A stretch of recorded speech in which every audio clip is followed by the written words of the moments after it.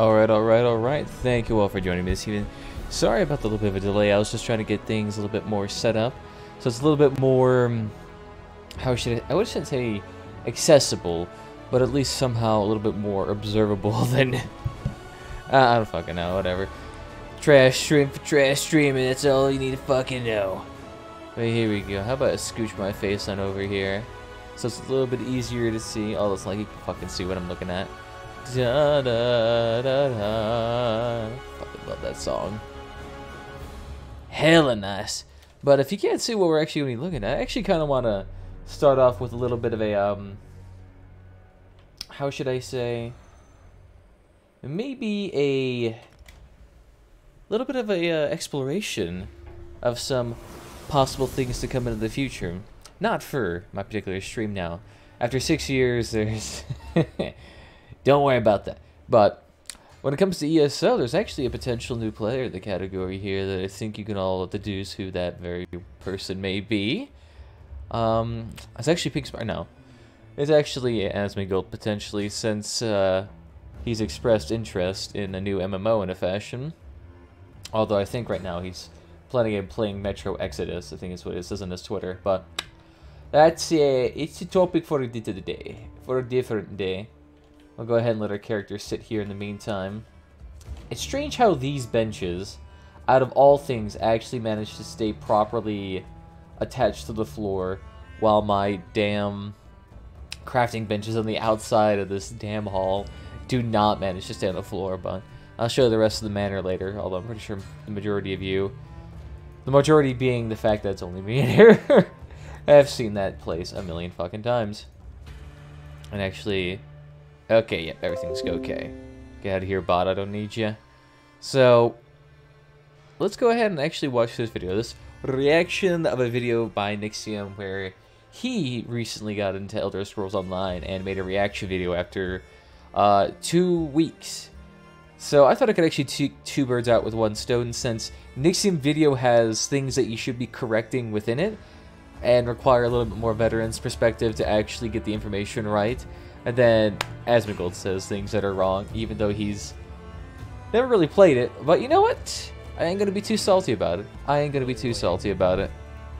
Oh, damn. My music is actually canceling the shit out of him. 1 second.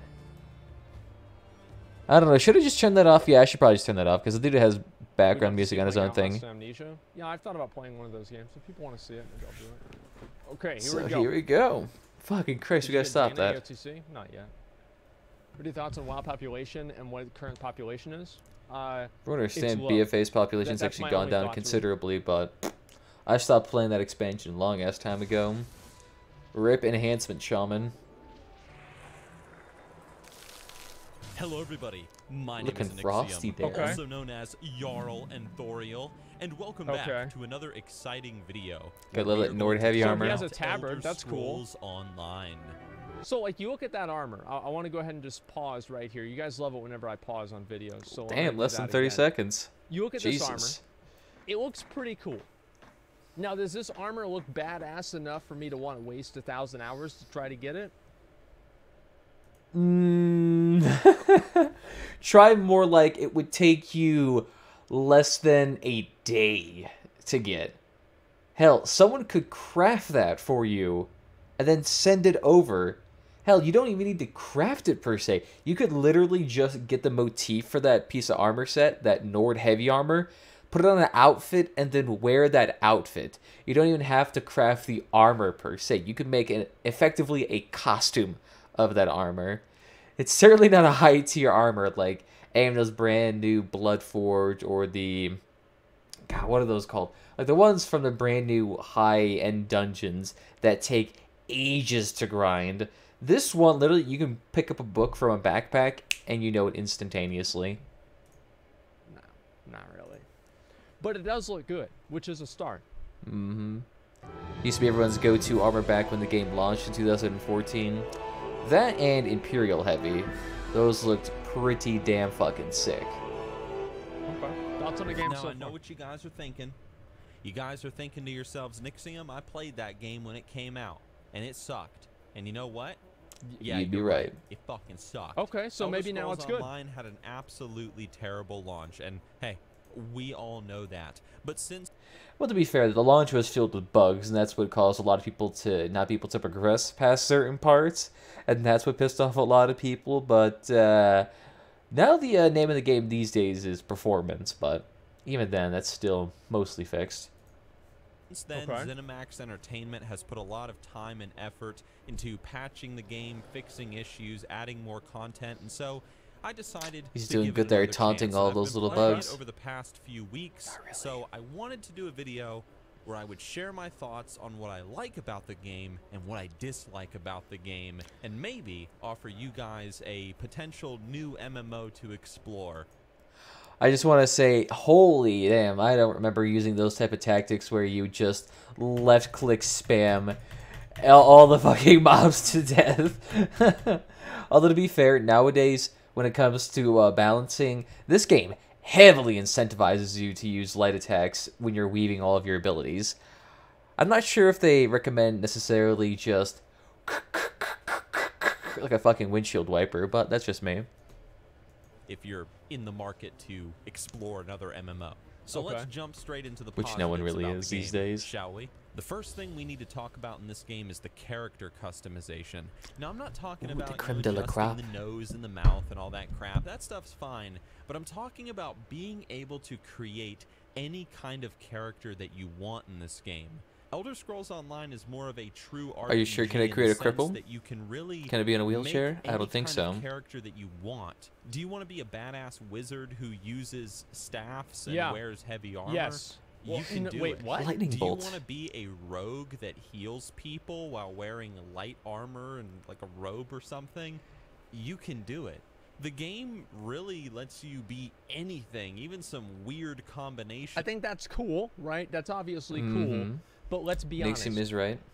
There's always people that play a meta. So if you see a rogue that's healing, you're like, oh wow, that's like a survival hunter now. I just won't invite them to my group. So I think this is like a this is a surface level good thing.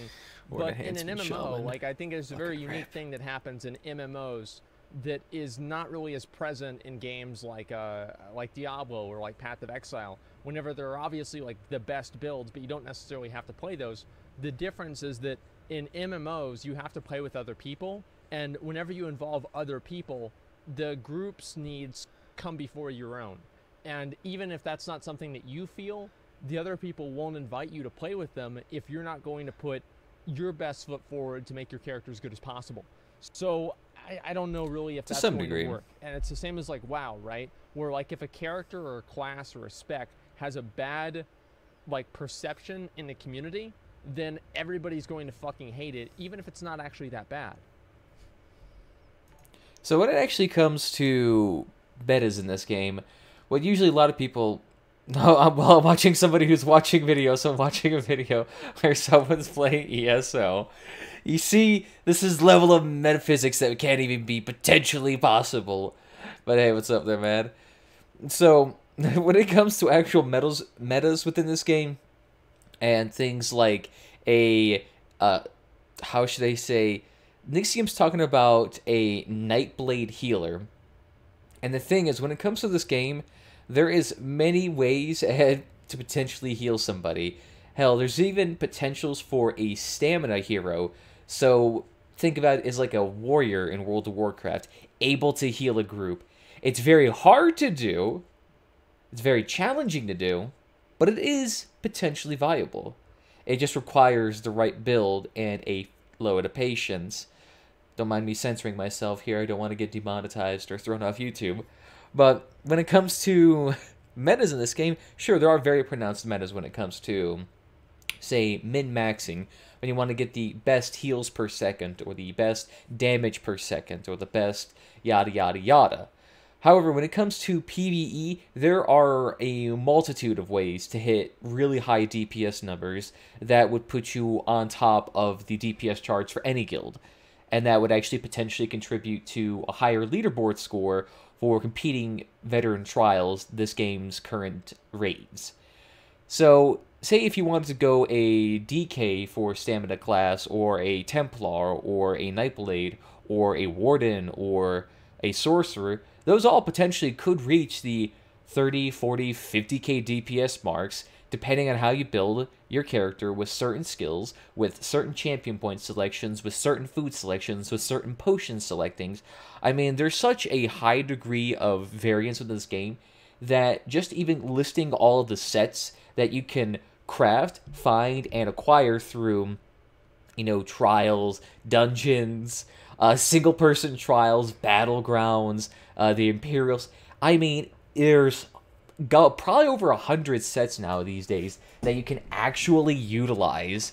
I mean, there's close to, what, over 20 Monster Helm sets that are just 2P sets that have a high degree of variance between every single one of them. So, sure, there is a meta, but there's also, how should I say, many ways to succeed in this game. Now, when it comes to PvP, there's a different story. However, that is addressed later on this video. So, takeaway from that, many ways to succeed. Yes, yes, very nice. That you wouldn't expect, and that's really cool. I mean, hell, if you want, just be a crafter, just a pure 100% crafter. That actually is really cool. Whatever I you like that. want. And I like that. Well, the thing is, when it comes to becoming a 100% crafter, it used to be back in 2014, there was a limited amount of skill points afforded to you by quests and afforded to you by sky shards. So it actually was kind of a bit of a compromise to become a pure 100% crafter in, say, blacksmithing, tailoring, leatherworking, and alchemy, and provisioning. And now we also have jewelry crafting that was recently added to this game in Somerset. So nowadays, it's a little bit less of an issue. You can still be a crafter and still have plenty of points left over for the variety of builds and armor sets in this game. You just have to do a lot of content to actually do that. Having that freedom in an MMO, I think, makes the MMO a lot more colorful and rich, and it makes the replayability a lot Probably right. a lot better. At least I think so, anyway. The second thing you're probably... And the thing is, too, that replayability factor is a huge point in this game. It's not going to be like Mass Effect Andromeda, where you play one character that has access to everything, so therefore there is no incentive to actually explore and actually try new things. So this game does have a little bit of a difference to it. going to notice as you play the game is first-person mode. Now, first-person mode in this game is really cool. The highlight of the first-person mode. Use it for advanced roleplay. You're doing a dungeon or something. You're probably not going to do it in first-person mode. I would hope not. A really big dick. Okay, which I don't, so I don't. Well, that's not. Yeah, I'm gonna do that. But if you want 100% some really first person. You gotta have a medium dick there. You gotta be able to talk to ghosts. cool role-play-ish gameplay, All the if time. you really want to get into the world, going into first-person mode can be an absolute treasure. Kill it. So it's Kill it, something Nixium. unique to the game. And also really fucking nauseating. I wanted to put it on the list. The third thing I want to talk about is the lore of the game. This is the Elder Scrolls that we're talking about, and anybody that has studied Elder Scrolls lore even a little bit knows just how rich the Elder Scrolls lore is. The universe is teeming with information, information about various characters and I played Oblivion for like 200 hours. Aside from knowing that there was a king that talked to me, after those 200 hours, I had absorbed zero lore. If you were to ask me anything about Oblivion, like where did it take place? I mean, did you just like walk around, pick I have herbs? no fucking idea. Do slash All I walk would do in roleplay? that game is go around and kill people and collect their swords and put them in my house. That's it. I didn't do anything besides that. That's it. And I kind of had that same experience when it came to Skyrim, except much less playtime was actually afforded to the original playthrough, because I played like for about 24 hours getting through the main quest line, and then when I actually started reaching the conclusion of the storyline, I'm like, wow, I only have one choice, and it really sucks. Y'all fucking know about Parthenax there. So I actually quit the game right there at 24 hours just of Skyrim, just because of how pissed off I was about that. later only coming back like a year or two later after installing some 200 mods into the game and started adding some big anime titties before I started, you know what? Yeah, maybe I should give this game another shot. And oh my god, when you add in all of those mods, it is beautiful. Although I really didn't get invested in too much into the lore until like I started watching YouTube videos that actually went deep diving into that, or during Elder Scrolls Online era, where all the characters could tell you about so much of what's going on in the game. It'll take you a long time to actually go through all the lore currently within ESO. And events, some of which contradict each other, and you gotta sit there and think, man, what is the truth behind this world? How do I interpret all these events and these characters and these actions? And it just is a very rich and compelling world that sucks you in. And even for someone like me that's not a massive fan of the Elder Scrolls lore, I found myself reading a lot of books in this game and paying attention to the quest lines. And there are a load of books to read. I just really got into it. So the lore and how expansive it is in ESO, that's a plus for me. While playing the game, I have also found that exploration is heavily rewarded.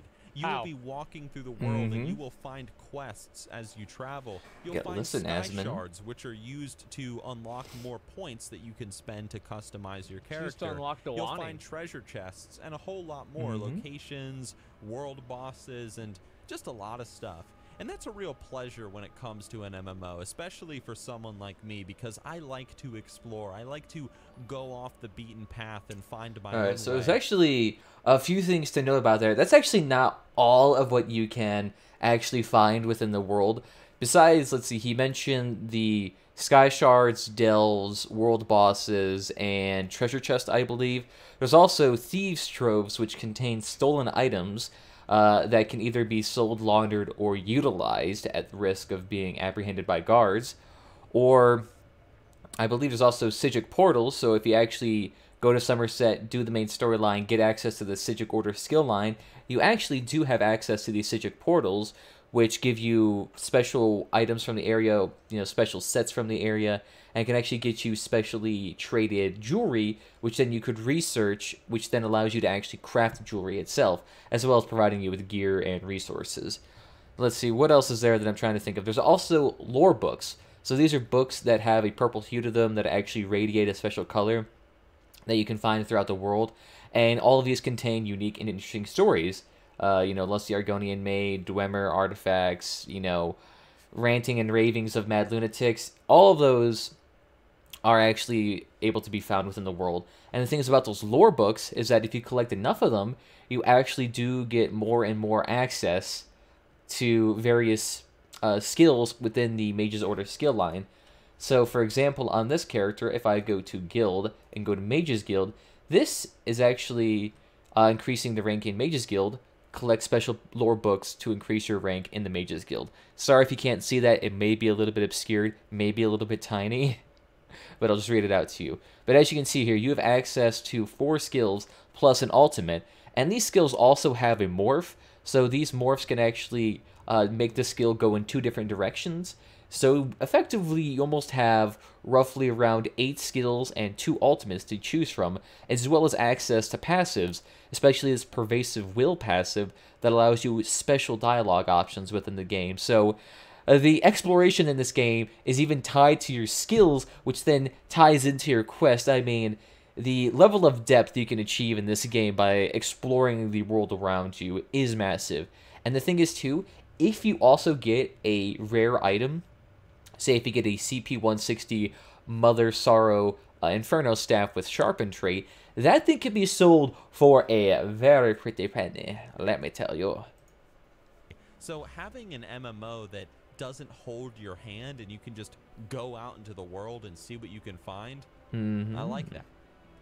That is fucking amazing. I want to say that right now. There are a few quest lines and like little quests out there in the world, and like if you're a vanilla WoW player, you might remember these. There was one in Winter Spring. Whenever you crossed the Frost Whisper Gorge. To be fair, though, I never really learned the fucking lore of his name was like the WoW. Lorax or something, and he would give you a quest.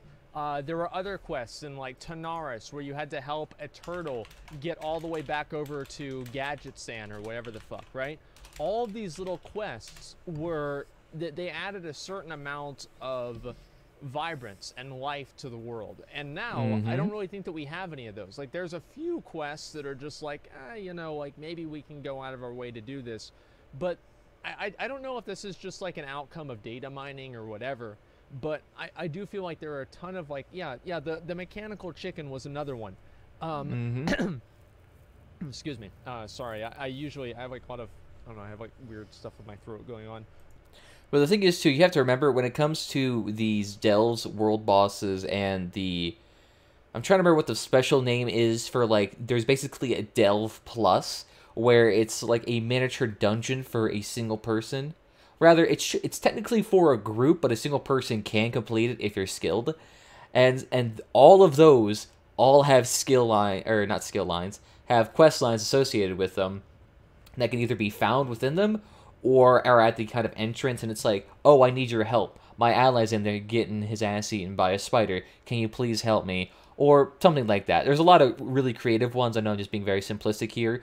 But literally with every single zone within this game, I mean, all of these sky shards, you can see the ones here listed Delve. This is also an add-on, by the way. This is not in the base game. But you can see these ones listed here. The Delves, they have a sky shard within them. They also have a quest within them. This is also Craglorn, by the way. These Delves are all plus Delves, so they are meant for 4 people. They are very hard. Although they've reduced the difficulty of them because no one was able to complete them. But as you can see, these are the traditional markings for Delves. The white ones just mean I've completed them. So in this instance, each one of these actually has a sky shard plus a quest to do within them. And there's also these ones right here. This one's called the Hall of the Dead in Eastmarch. But this special marking denotes a type of Delve instance with multiple bosses and one more difficult boss that has a 2-part mechanic that you can actually kill for an extra skill point, as well as also having a quest line within there that has the chance of either giving you an item that acts as a memento, which is like a account-wide item that you can activate for, you know, a little bit of a gimmick or a little bit of lore handy in there. I mean, there's a lot of things you can explore in this game, and a lot of quest lines you can find that you won't necessarily initially get unless you go off the beaten path.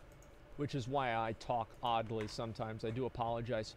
There was like this thing over here where if you killed the Yetis, you would get like this magic fucking chicken item that would like summon a chicken, and you do occasionally get a couple of those type of quests. It's like, oh, another one, an easy one that a lot of people probably remember from the WoW Classic Beta is if you type /cluck or /chicken at a chicken at the farm here, eventually you'll get a quest that gives you a chicken. Like, that kind of stuff is really fucking cool. And I wish WoW had more of it. Crafting in the game is very interesting as well. Now, if you've watched any of my other MMO videos, you know that learning I'm the a big craft in fan this of game crafting. was a pain. Who is a big fan of crafting? Yes, I am. The crafting in this game has a bit of a learning curve to it because you can do things like research new like traits, and you can also upgrade your items, and it requires these potions, and the point is there's a bit of a learning curve, but the crafting in the game is interesting, and it has an actual progression feeling, especially as you put more points into crafting, because then you'll be able to see nodes lit up in the world. You will have a worker that will work for you, and they'll deliver stuff to your mail every day, delivering like crafting materials. So it's like Harrison guy, yeah. There's just a lot of really cool things to unlock. Yeah, and I have many characters with many hirelings for your house as a crafter. And yeah, speaking of houses, player housing. The player housing, which we're actually in right now, is one of them. Depth to it. I love going into a dungeon, killing the final boss, and then. So just to talk about crafting a little bit, because I kind of just like skipped over that lickety split. A lot of the systems in this game do have a overarching system. So when it comes to it, there is a resource that you can farm out into this world. You refine that resource into a raw material, which then you can use to craft armor of a certain level. So rubedite is currently the max level resource, and that is used to craft rubedite armor. So say you would need about 160 rubedite ingots to craft a CP 160 chest piece, which currently gets you the best stats possible. But also refining that can give you gemstones that allow you to craft certain styles, or you get certain gems quote-unquote, I'm not entirely sure what the name is, that allow you to craft certain trait gear. So gear itself actually does have traits. So if you actually take a look at my gear right here, my helmet right now has a trait called Impenetrable, which reduces critical damage taken. So say if somebody crits me for 2,000 damage, it's reduced by 250 points of damage. And I have all this gear with Impen because I PvP with this build, so having a reduction in critical strikes is very useful. Otherwise, you will get one-shotted in some instances, or you'll get a wombo combo that really just takes your freaking head off. Not mandatory, but you certainly will have a lot more success if you utilize Impenetrable gear. But you can research those traits for all individual pieces of armor. So you can research Impenetrable for heavy armor, which then allows you to actually craft a chest piece with that trait, assuming you have the base resources, the trait, plus the style gem needed to craft whatever style you want. And there are many, many, many, many, many styles to craft in this game. Not to mention every single base race has their own style, but every new dungeon basically has their new style. Every raid has a new style, essentially. I mean, the potential for customization through crafting is absolutely asinine. And I'm not even getting into item sets yet. So, depending on the amount of traits you have researched for a particular piece of armor, you actually can craft an armor that also has that's a part of a set. So then, as you can see right here, I made these Sabatons of Morkolden. So after researching, I believe it was 7 or 8 traits, which takes a lot of time, you actually can craft this armor, which allows you to summon an animated sword when you light or heavy attack that attacks people for you. Of course, this is meant to be on a stamina character. I'm wearing this on a mage character because fuck the meta. And I've actually had pretty good success with it so far. Of course, it's there's plenty of other sets that you can actually research. So if you actually look on Fextra's webpage, if you go to ESO sets, Google search that, go to Fextra's Life, and then go to the crafted sets, there is a whole honkin' list of item sets that you can actually craft, and it tells you how many traits you need and where to craft it, and, you know, yada, yada, yada. So that's a whole thing you can do now. They've also recently done that with jewelry, so now you can research jewelry and then make item sets with that set with jewelry now, which is kind of nice. So it even opens up more opportunities so that you can actually wear 2 5-piece crafted sets. But like I said, that level of complexity is quite intense for most people to grasp initially. So Miss Biz Plays has a absolute fabulous series on crafting, but I mean, there is freaking many videos about that if you want to learn a bit more. Mounting their head atop my fireplace. And I completely forgot to mention about provisioning, enchanting, and alchemy, which provisioning is food crafting, which is essential for nice stats. Enchanting, so that every gear has magic, stamina, health, or, I mean, there is a freak load of enchants that you can put on your gear. There's specific enchants for jewelry, weapons, and armor. And then alchemy, oh my god, don't even get me started on that. That is awesome. A lot of the stuff that wow, you're going that to seems fill familiar. your house with is going to be things that you find out in the world, or they're going to be things that you craft at a crafting bench. There's also a lot of cool stuff you can get off the Crown store too, which is the Elder Scrolls Online's version of, that's their like cosmetic shop thing. But if you're not, also, I will recommend that you can actually buy a lot of those stuff off the auction house. So that Nordic brazier he was showing, I can craft that, or I can purchase it off the guild stores. There is no global auction house. There is local shops owned by individual guilds that sell items. However, there are also add-ons that you can get to make sure that you're getting a fabulous price. So I use TTC, Tamil Trade Center, I believe. Really nice item to have. if you're not a big fan of player housing, you're probably not going to be interested in that. There's just a lot of recipes to find all throughout the world. Like, the player housing and everything, that's something that's exciting to me, but I'll be real. Whenever I had my stash in Path of Exile, that shit was a rat's nest. Like, I just literally, like, I took an open space, and I was like, you're standing here, you're here, you're here, you're here. Here's my bench, here's the enchanting thing, here's the map tool, here's Xana, here's the stash, and it's just a big you can do that here too. rat's nest of garbage.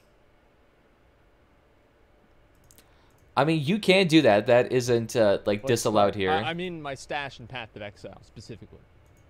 So, for example, you can do that. You can have a very utilitarian styled base, or you can have a very elaborate base. So, for example, this one, which I'm having a hard time decorating because it's so fucking massive, but this mansion right here that you can actually purchase with in-game gold, you can do quite a lot of decoratory stuff here. And there's plenty of ways to actually design it. I've seen arenas built, statues to the dragon gods built, statues to the blood god built. I mean, there's a lot of things to do.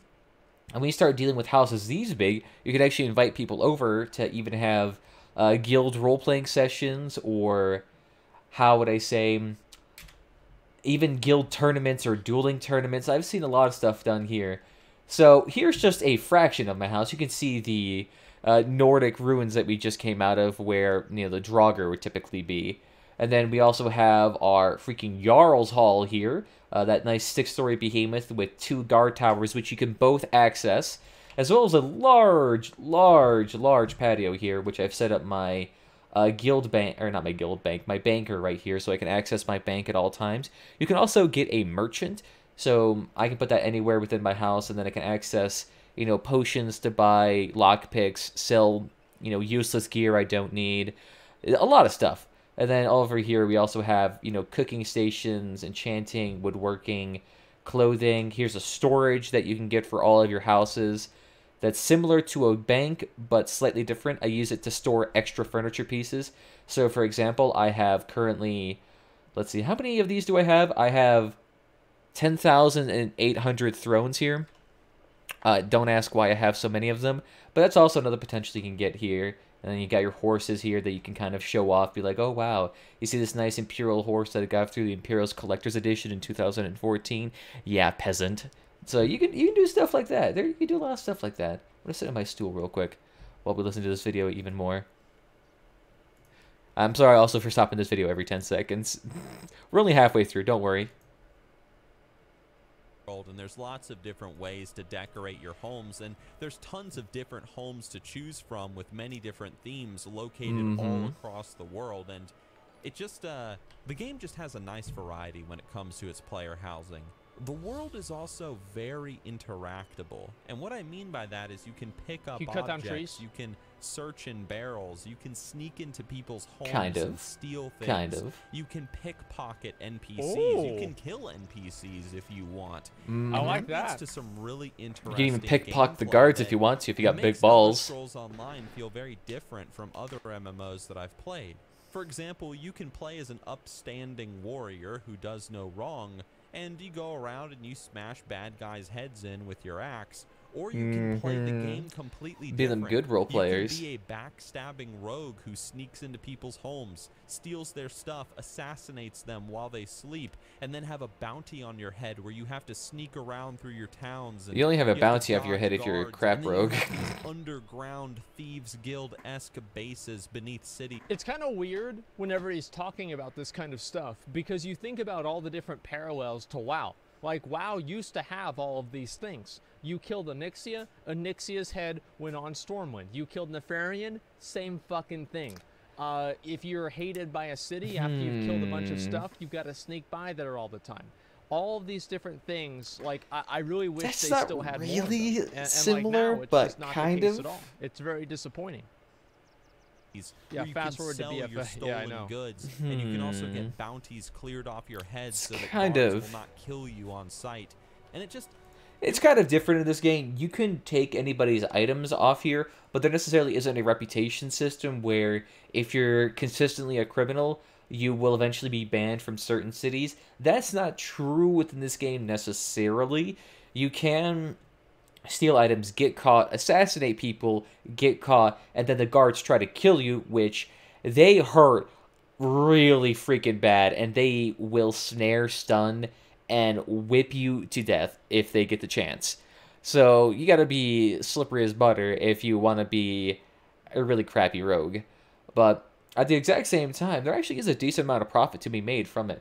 You can actually find rare blueprints for crafting or for furniture, and you can even sell those for like some 15,000 gold in some instances, or find an Imperial motif, which is extremely rare drop, but is actually worth quite a bit since it is a very sought-after and valuable motif.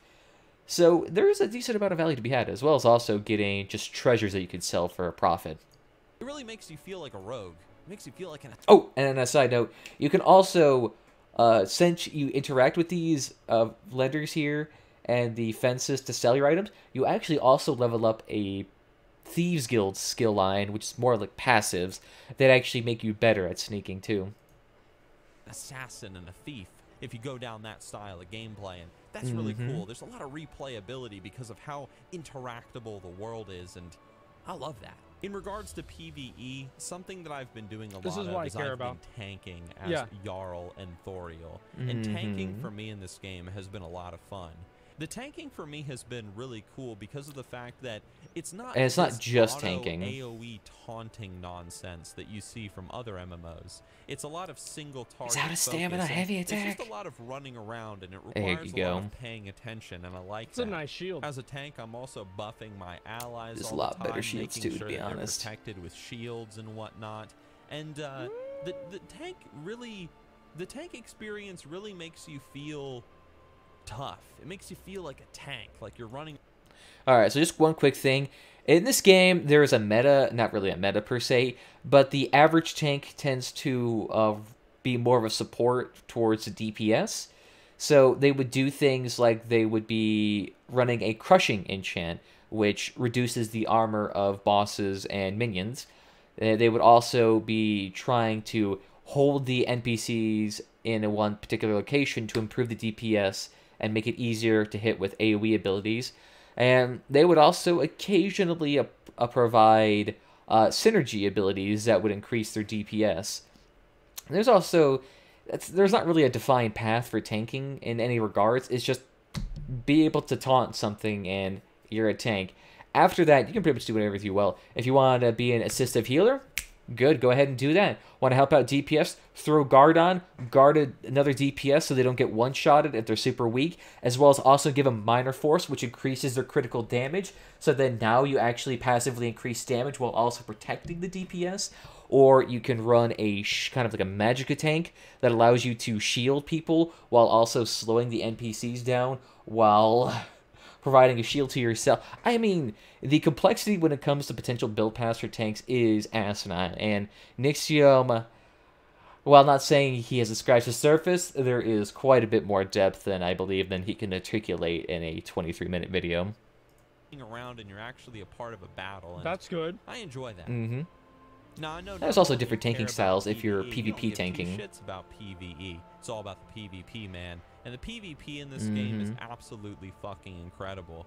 Going to Cyrodiil and doing sieges, fighting with your friends. And I should just note that PvP in this game is a little bit more in-depth. We have Overworld, Imperial City, plus Battlegrounds, I believe.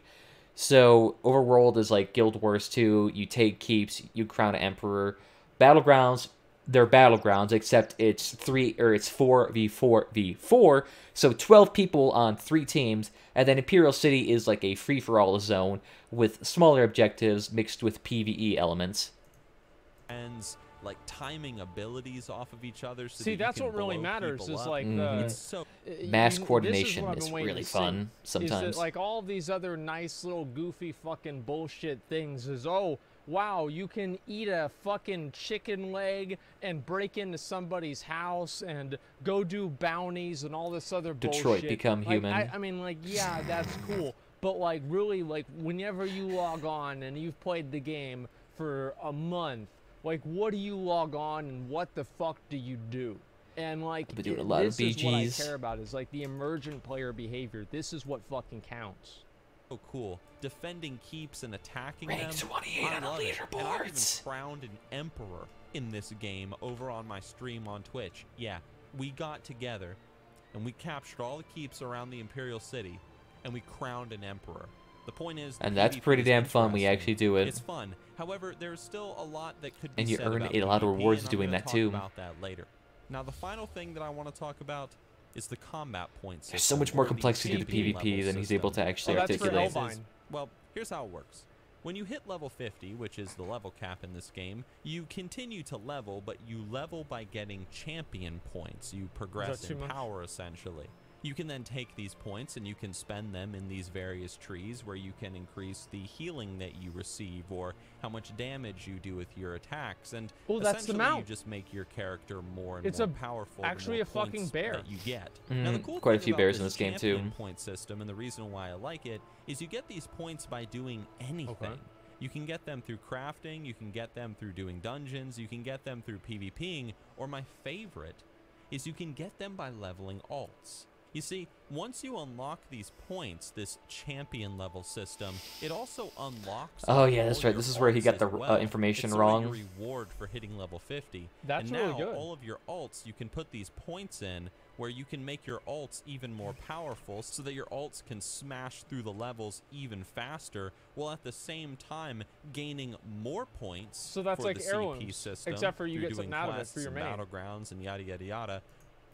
Well, to actually correct Nixium here, all experience earned after level 50 goes towards champion points. However, every character that's below level 50 also gets access to the champion point system. So every point of experience earned by a character below level 50 only goes towards their personal level. Once they hit level 50, they get full access to the champion point system. So they are allowed to get wear CP 160 gear as opposed to gear at level 50. So there's actually a huge power spike when alts hit level 50 because they essentially level up 16 more times. But the champion point system is accessible to these lower level alts. They just don't contribute to the overall level. So say if I created a new alternative character, I could apply all 810 CP, I believe, all 810 champion points to my character, and increases, damage output, survivability, and tankiness through the roof because of it. But, just a little bit of correction there. Your character's EXP below level 50 doesn't really contribute to your earnings at CP. Which also applied to your main. Okay. That might sound a little confusing, but here's a chart. Look at it. That's how it works, kinda. Okay. All right, let's get back to the Yeah, that review. makes perfect sense. But anyway, those are 10 Even Asmongold knows it's positives that I wrong. have chosen from Elder Scrolls Online. I could have chosen a lot more, but I'm just kind of keeping things short and simple for the sake of the video. I don't want to go into too much detail. I mean, to be otherwise fair, we're he gonna covered be pretty here much all everything. day. PvP, But we can't just PvE. talk about the positives of the game. Can't really have We much have to after talk about that. some of the negatives as well. Some Yeah. things that I've noticed about the game that I don't necessarily hate, but they're definitely worth mentioning as cons. So let's start with that. All right. Number one. Let's see what he's got to First thing offer that us. stood out to me as a con in this game was, well, it's really cool how you have this super in-depth ability to customize your character in any way that you want. But sometimes what happens is certain classes can create these builds that are incredibly powerful. Incredibly powerful to the point that it takes like 20 plus players just to kill one guy because their build is so OP. Oh, so they're And blood before death you knights. say, nah, Nick, Okay. there's no way, dude. Like, no, I'm telling you, like, Yeah. I fucking streamed it. That's Like, some simple. of these guys are absolutely unkillable. Like, it takes an entire army to kill them. It's insane. True. There are some situations in which you do have characters that do have a heightened survivability, and this is even more pronounced if you go on champion point PvP servers. So there are champion point and non-champion point PvP servers, and most people tend to go champion point servers because you can do very wonky and interesting things there with your build. But then non-champion point servers also offer a unique challenge as well, especially with resources and survivability. And so all of these builds that he's talking about are hyper survivability builds. Typically, they're like Sword and Board Templars or Sword and Board DKs that have reduced block cost reduction and have a crap load of stamina regen, so they can pretty much, perma-block, reducing their damage taken while also spamming shields or spamming damage reduction items.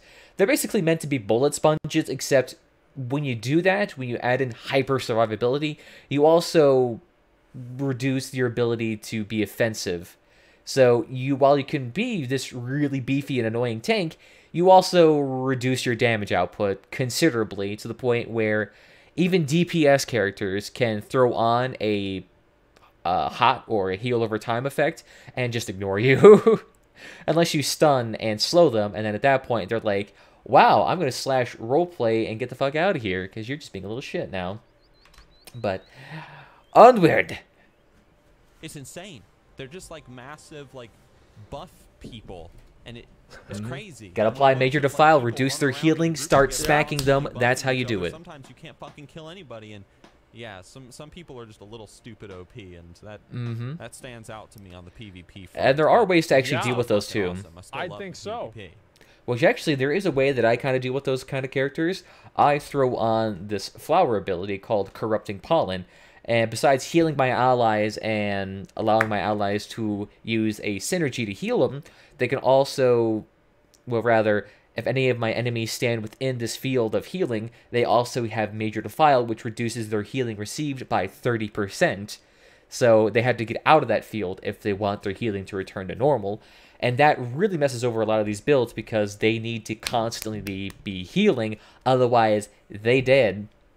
So doing that's one way to counter them, as well as also applying certain sets also kind of help counter it. So I use this Night Slayer set right here, which for every fully charged heavy attack, which is quite difficult to consistently pump out in PvP due to the increased prevalence of barriers as well as hypermobility, this allows you to actually do 9% of their maximum health per fully charged heavy attack, which is actually quite nice to deal with some of these tanks that have 30,000, 40,000, 50,000 HP, and can spam shields that also block damage. So this applies Oblivion damage, which cannot be blocked, so it just goes straight through them, right to their health, and that kind of allows them to wear them down a little bit at a time.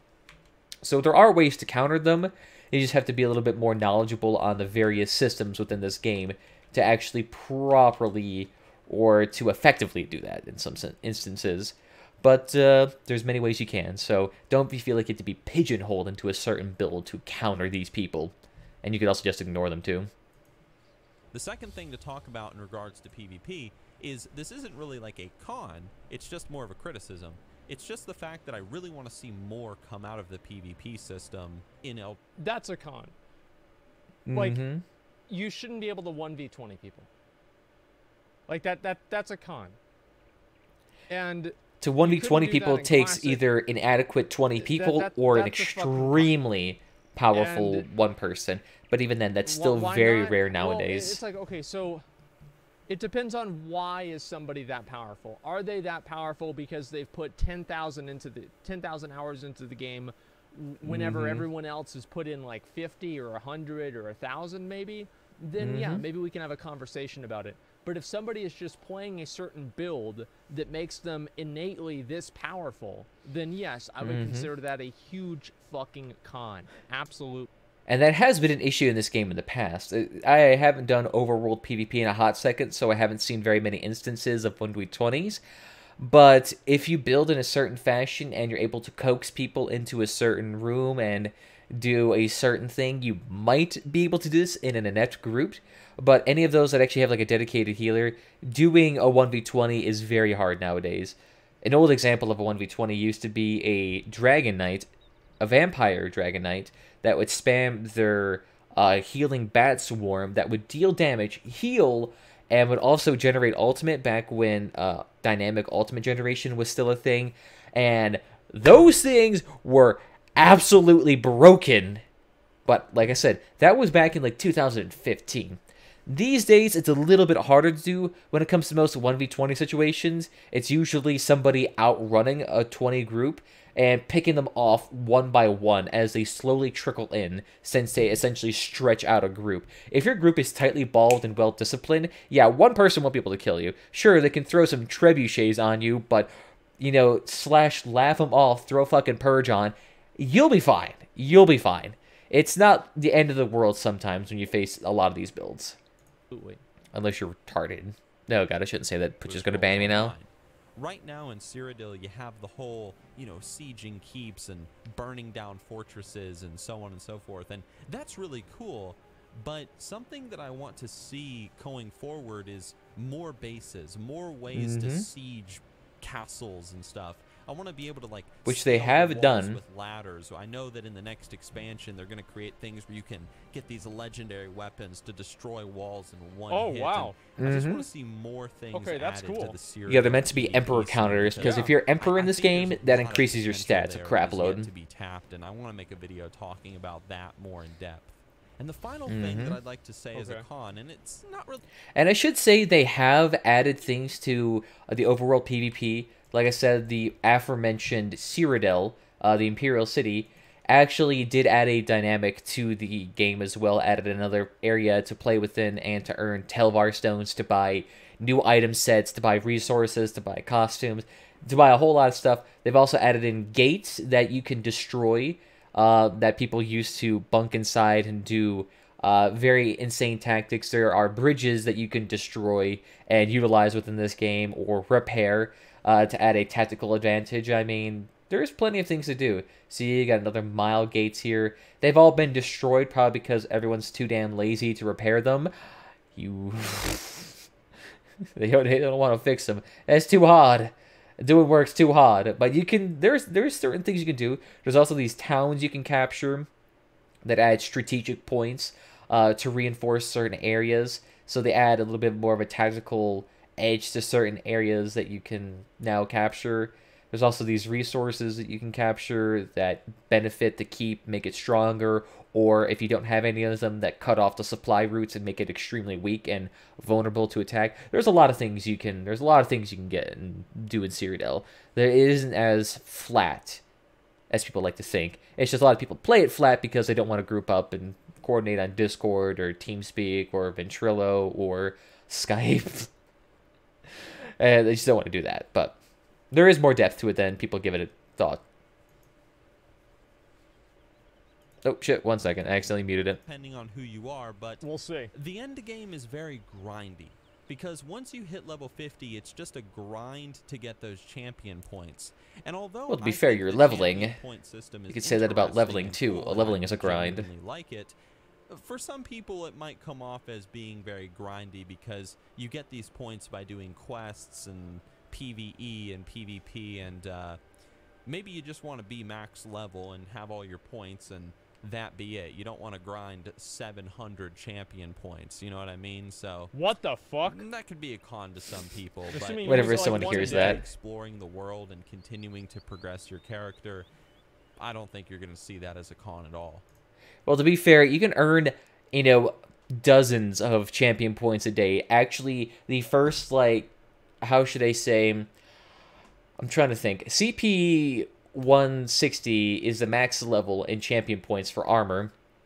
And that would be the equivalent of doing about a zone's worth, or about 10 CP is the equivalent of doing a zone's worth of content without any scrolls. However, you can get EXP scrolls passively by logging in or crafting them in-game that allow you to actually passively increase your experience earned. So, I mean, you could earn 10 CP just by doing the zone, doing the delves, or doing, world anchors, doing quests. You can also earn it by doing PvP. I mean, there's a lot of ways you can actually level up in this game.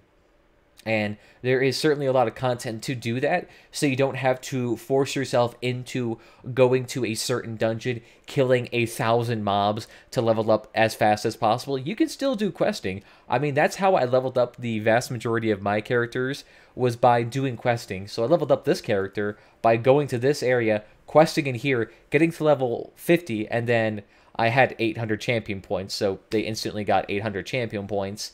Leveled, essentially, and they hit max level. It's not as grindy as it used to be. They've reduced the grind in this game considerably because people were concerned about the potential runaway grind effect, where if you keep adding on levels every expansion, eventually it would be, oh wow, I have to get to veteran level 100, and that takes me 7 years on a brand new character. No, it's not that bad. It's not that bad. They make the leveling in this game fairly easy.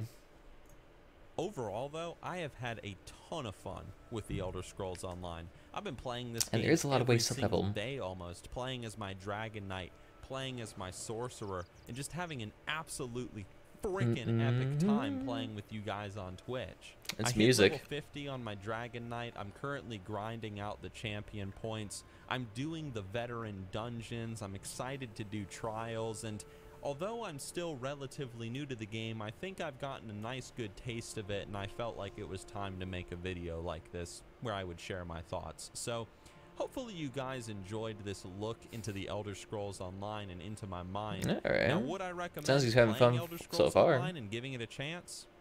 Yes, definitely.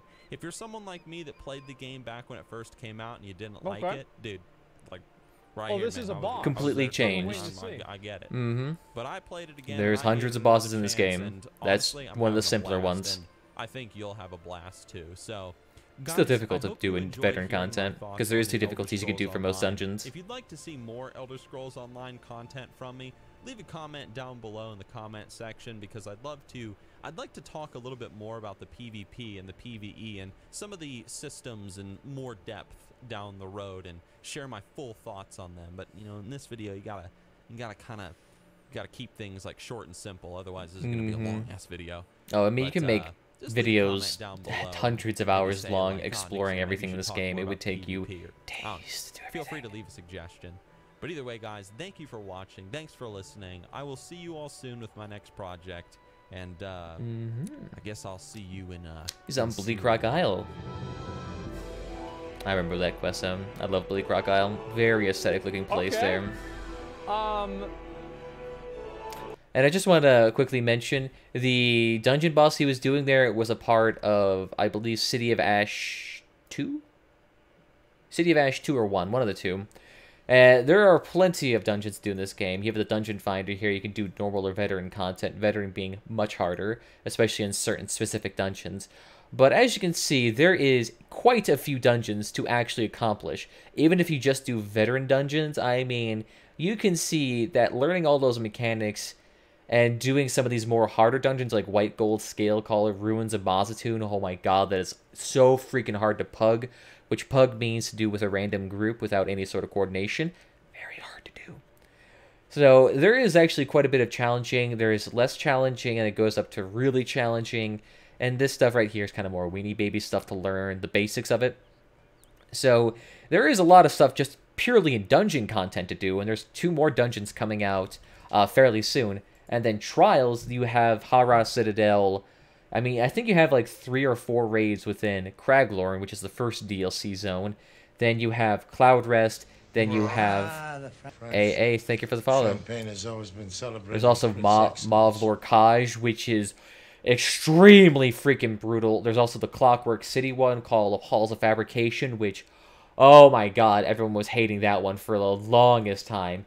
I mean, there is some hard-ass content to do in this game that takes some absolute freaking willpower to accomplish sometimes. So there is still a decent amount to do.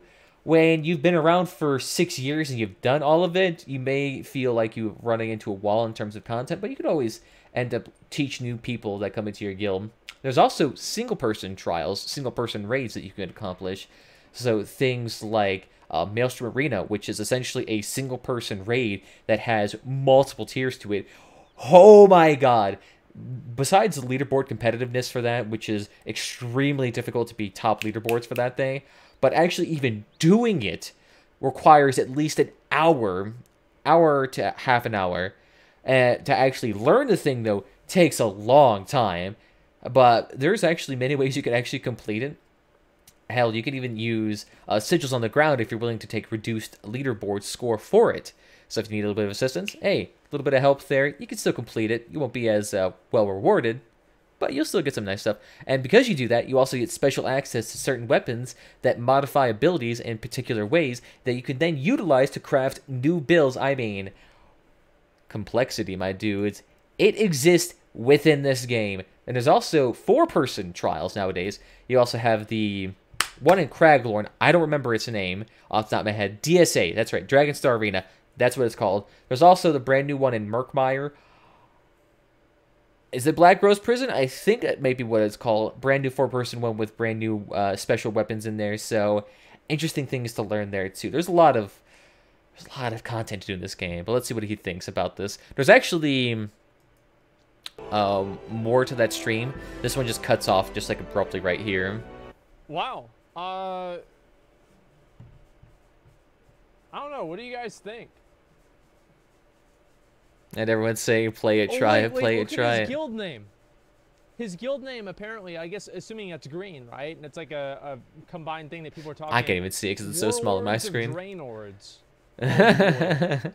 All right, so spam what in the chat?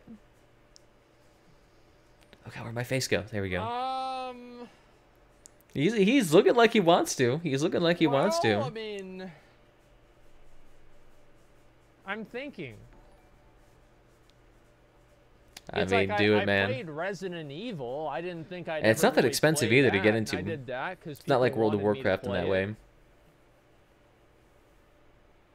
So if a lot of people want to see ESO, the game, play ESO, try it, play it.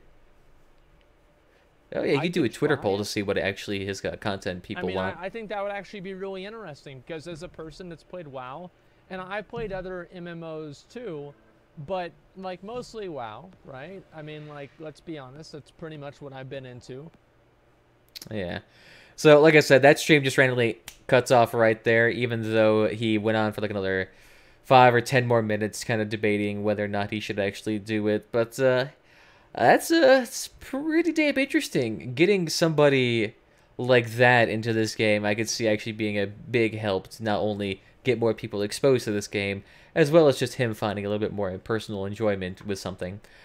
I mean, he probably would actually like it. There is plenty of things for him to collect. It's a lot of mounts to collect, a lot of pets to collect, a lot of motif pages to collect. I mean, that's the majority of his WoW content, so I mean, yeah, got a lot of that to do. But it's true when it comes to PvE and PvP, there's certainly a lot of things being added all the time, as well as a lot of things to currently do, because when it comes to this game, all the content that's been added is actually scaled up to max level. So there actually is, how should I say, there is effectively, how should I say this? Effectively, all the content within this game can be done at max level because it kind of scales to you in that way. Kind of like Heart of Azeroth, but in a more cohesive fashion, especially considering this one actually allows you to, well, be more powerful when you level up. But like I said, since we have all this backlog content, you have all of the old dungeons that you can still do and still actually rock their sets as a modern build, as well as all the old trials and raids that you can do. I mean, none of this content has been quote-unquote outdated ever since I think it was in the update prior to Homestead that made everything kind of level up to you, so that you were able to effectively do all of this content in new challenging ways. So there is still a lot of things for him to do here. I mean, for him just to do all the dungeons would take freaking forever, assuming he doesn't just get carried by some guild member or somebody who invites him to the game, like, oh yeah, man, I'll show you to the new dungeons. And it's like this dude that can do 50,000 DPS, and you kill the boss so fast that you can't even properly learn the mechanics in some instances. But like I said, that's still a rare instance, and there's still situations like that in this game. It's a lot of things to learn, a lot of things to love in this game, and I think he would actually enjoy it if given the chance. Although I do believe in another one of his streams where he was looking at, say, the cinematic trailers, he then went on to actually look at potentially downloading and purchasing this game, which this game itself is actually not very expensive. I mean, I think you can buy a $60 pack that includes the base game, Imperial Edition, plus a whole slew of DLC.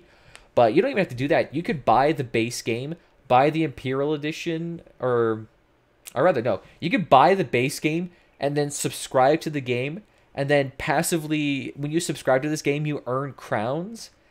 Since you basically get, if you pay $15 subscription, you get $15 worth of crowns plus access to the subscription features of this game, which then you can use those crowns to buy the DLC, but you don't even need to do that because being subscribed to this game also gives you access to that DLC, so you don't even have to buy the DLC anymore. If you subscribe, you can basically do all of the dungeons in this game for free. So I mean, There's a lot of DLC in this game, to be honest. You have Dark Brotherhood, Dragon Bones, that's just a big pack, Horns of the Reach, Imperial City. Morrowind's actually a chapter, but you can still buy that with crowns and get access to that with ESO Plus. Murkmire is a new zone. You have Orsinium, Shadows of the Haze, which is dungeons, Clockwork City, which is zones plus dungeons, Thieves Guild, zones plus dungeons, and Thieves Guild also has Maw of Lord Kosh, nice trial. Wolf Hunter, even more dungeons. I mean, oh my goodness, there is so much content you can get free just by subscribing to this game. Which then, even if you don't like subscribing to this game, all the crowns you earn through subscribing, you could then just be used to purchase the DLC, and then you don't really even need to subscribe to this game anymore. So, it's a lot of weird things. There's also chapters, which new chapters you have to purchase. However, if you are patient and wait for the chapter to become the old chapter, say in about a year's time, you can actually just get that through the subscription-based model as well, or purchase it with crowns. So, with Morrowind now being the first chapter and is now an old chapter since Somerset came out, which is the current chapter, you can actually get Morrowind through ESO Plus or purchase it right now, which is actually currently on a sale for only 1,700 crowns, which I have no idea how much that is in terms of actual currency at max value. But you could also just, well, get ESO Plus and do that. So it's a fairly cheap game to actually get involved in. Oh, that's right, you guys can't even freaking see that because that's just in the way right now. Here we go. Let me see if I can pump that up right here. But yeah, all this DLC you can see, you can access with ESO Plus nowadays. Somerset you'll have to purchase through, you know, whatever, but you can always get it cheaper. They always put it on sale too. But that's me being redundant at this point. I think we can call it good here. What do you guys think about it? How do you guys feel about Asmongold potentially getting into the Elder Scrolls community? I mean, it does seem pretty damn sick, to be honest. To actually see somebody like him try to cross over into the ESO world. I mean, there has been plenty of stories of people going from WoW or Final Fantasy 14 or 1700 or Guild Wars 2 into ESO and transitioning quite nicely. I mean, I'm curious. How do people view about this game on Steam right now? Let me actually take a gander at what we got here. So, I won't show this on stream because I don't want you guys to spam my Steam page, or account page, or what the fuck it's called. But, Elder Scrolls Online. Let's see. Yeah, you can buy it for 20 bucks on Steam. It's not even that expensive. But that's just the base game. But, let's see. Let's see what the average reviews are. And most recent reviews, 72% people thought it was positive, which is actually pretty good. Most negative reviews of this game come from the fact that people don't like downloading the the 100 gigabyte game, because the game itself is quite massive. As you can imagine, with all these new zones, dungeons, trials, and just massive zones to begin with that base game, it takes a lot to download here. But a lot of people get pissed off about that, and that's why Steam reviews are a little bit lower. But even then, the top reviews for Elder Scrolls Online right now are all very high. Oh yeah, people complaining about the ping in Australia and New Zealand. Yeah, that does make sense. That is a little bit unfortunate, but you can still play with this game. I mean, I still play at 100 ping, and I'm pretty much fine for the most part. And I guess people also kind of dislike the cash shop mechanic, but the thing is, too, this game did try to traditionally launch as a subscription-based game, and people did not like it when it dropped as a subscription-based game. People were refusing to actually interact with the game because of that. So they actually had to switch over to this buy-to-play mechanic where all you have to do is buy the game, and then you get access to it for life. However, because of that, they also have to implement a crown store so they can actually make money, and then people start complaining about that. But the thing is, they've tried to balance out the crown store as much as they can. So, for the most part, you can buy cosmetic items. That's what the main selling point of this game is. But you can also buy potions, food, repair kits, gems, scrolls of experience. You can buy all of those items in here, and poisons as well. But the thing is, all of these items that you can see right here, these are actually all worse than what you can craft yourself. So, crafting your own items is still creme de la crop. It is still the best thing to do in this game. The crown store, in a way, does not usurp the position of crafted items within this game. So still, if you have the mental fortitude and the patience to craft items in this game, you will still be better than those who just purchase all of their stuff off the Crown Store. And also, to be fair, you also you can't really buy sets off the Crown Store, from what I understand. You can't buy, say, weapons or Maelstrom weapons or anything like that off the Crown Store. You still have to go get those or purchase those off Guild Store or make them yourselves. So it's not like you can buy your way to max level. You can't buy max level characters in this game. It's not like World of Warcraft. You have to make your max level character. You have to farm your own gear. You have to get your own enchants. And if you choose to get your own poisons, look at that, you get a DPS boost. If you choose to make your own food, look at that, you get a better health and magicka boost. If you choose to create your own XP scrolls, you can still do that. It's cheaper. You know, stuff like that. It isn't necessarily forcing you to do things or forcing you to actually interact with the story. It's purely all optional. It isn't like you have to do it.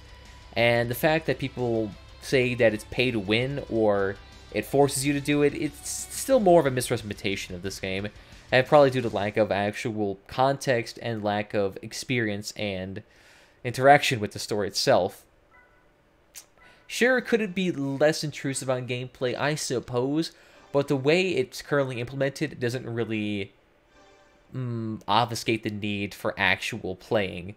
It doesn't, you know, force you not to play or to become lazy and passive. It's not like a Garrison where it's like, oh, I log in, get my Irelings done, and then I log off for the day because that's more time effective. Nope, no. No, you don't need to do that. It's not like a mobile game. Hey, and thank you for the follow on Mixer and Twitch, by the way. So, Alexa Bees, thank you for that as well. So I forgot to mention you, as well as RudyMan12. Thank you. So, yeah. God, my voice is now shot because I've just been talking for like a solid 30 minutes. And I haven't even done anything today. It's already been an hour and 13 minutes. I mean, that's impressive. To spend an hour and 13 minutes just talking about a single video. I feel like one of those commentators on YouTube that talk about a single Family Guy episode for 3 hours. My goodness. Alright. So what do you guys feel like doing? I feel like doing some BGs myself. Let's start owning some peeps. By passively zapping them to death with my bears and see what happens. I gotta say, I've actually been doing quite well. We actually have been seeing a lot of success with this build when you're paired with some actual nice coordinating team members, so it's actually not as bad as you would think. It's not as bad as you would think. I guess we can also get out of my house now, too. Out of my mansion. And let's, I don't know, let's farm some resources while we wait for some BGs. I'll be in Discord as well if you guys want to hop in and do some as well. You should let me know about currency on PC North America if you do want to do this such a thing. Although, actually, do they allow for cross-regional BGs yet? Or would that be too high of ping? I'm not sure if they actually allow for that just yet. Oh, damn, the queue's actually taking quite a bit of long time for BGs. Let's see, how have we paired in the leaderboards? Oof. We've gone down a little bit again. I mean, people, they're definitely grinding. And to get the top 10 now, oh, I need 160,000 leaderboard score. Damn, I'm slacking. I still need another 40,000 points. Oh no, I don't want to heal you, crab. Oh damn, my food's out too. Here. It looks like I might need a few more of these potent brews if I want to actually continue on being effective and not get one-shotted in BGs. I mean, getting the extra health and magicka regeneration in BGs, super fucking helpful, especially if the spam heals or anything like that. But hell, most of my resources come through heavy attacking, and I've had actually decent success with that. Incentivizes me to use my Night Slayer set and more Golden and Maw. And nasty, getting those extra alchemical ingredients too, so I could make some poisons for my mage. Although if I actually wanted to use poisons, a really helpful way to increase your DPS with poisons on a match character, use Moonhunter. Get an extra 600 spell damage just by using poisons. Oh yeah, that's nice. Get out of here, Hunger. No, you hungry boy. No sucky. You need to get consent here. It's the air of me too. No means no hunger. And he's dead. Ooh, see, look, a Sigic portal. One of those things that Nixium forgot to mention, probably because he didn't actually do the Somerset DLC. Yeah, don't just say it's because he intentionally did that. It's probably just because there's a lot of things to do, and you can't really cover everything within a 2-week span. I mean, if that was the case, a lot more people would probably be bored of this game. There's a little bit more to do when you first get into this game. I mean, anybody who's going to be, like, extremely brand new to this game, like, for a first-time ESO player, the amount of things to actually learn and to actually explore is going to seem incomprehensibly large at first. And I get it. It's a little bit intense when you first log into it. You're like, oh, wow, there's over 20 dungeons to do with groups, and then there's, you know, over 100 world delves to do with multiple world dungeons to do, with multiple world bosses and world anchors to do. And it's just, there's a lot of stuff you can learn. And not to mention all the DLC zones you could do as well. Oh yeah, Malacath looking mighty fine with that 6-pack of yours. Parents okay? Love your dad. Gotta love the Shiagora raps. And actually, it kind of does fit well with this EG because it gives you something nice to pump with. One who kills. Damn, I am feeling the edge on that name. Whew! My hands are getting fucking caught in that glass. Bullet of Vivu, I have no idea what the fuck that's supposed to be. So we got DK, Sork, I'm assuming both are Stam. No, we got a Mage plus, looks like a Stam character. Okay. So I think we'll actually be okay then. Yeah, she's looking pretty spiffy, and he's got that Vigor spam on him. As long as he has that Vigor spam, he should be okay. Because a lot of the DPSs that I encounter in BGs, for some reason, don't feel the need to actually use any heals and rely very heavily, very heavily on healers. And ooh, it's just not, it's not a good tactic to do.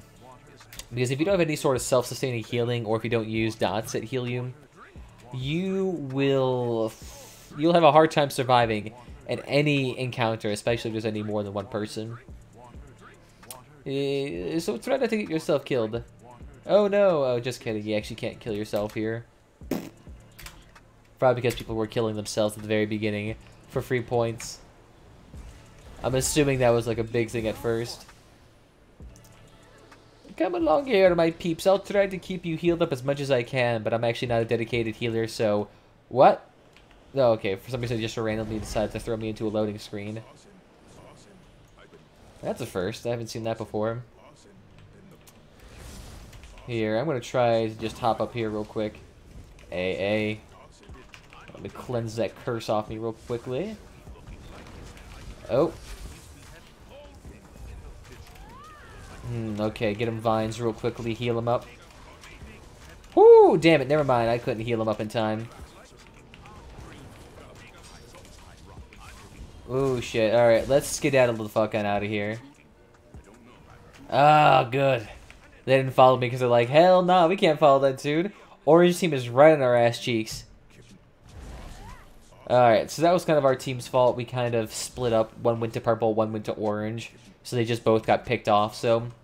As long as we can manage to stay together, we'll be just fine. That dude's about to get fucking shreked. Run, dude. Run, run, run, run, run. Oh, fucking hell. Alright, let's group up. I'm not sure what this is doing. Alright, get over here. Let me wrap to you real quickly because I don't have very much stamina. There you go. Thank you. Come on, heavy attack, connect. There we go. See, that sorcerer is spamming shields. However, since I'm wearing Night Slayers, I can just pierce right through it.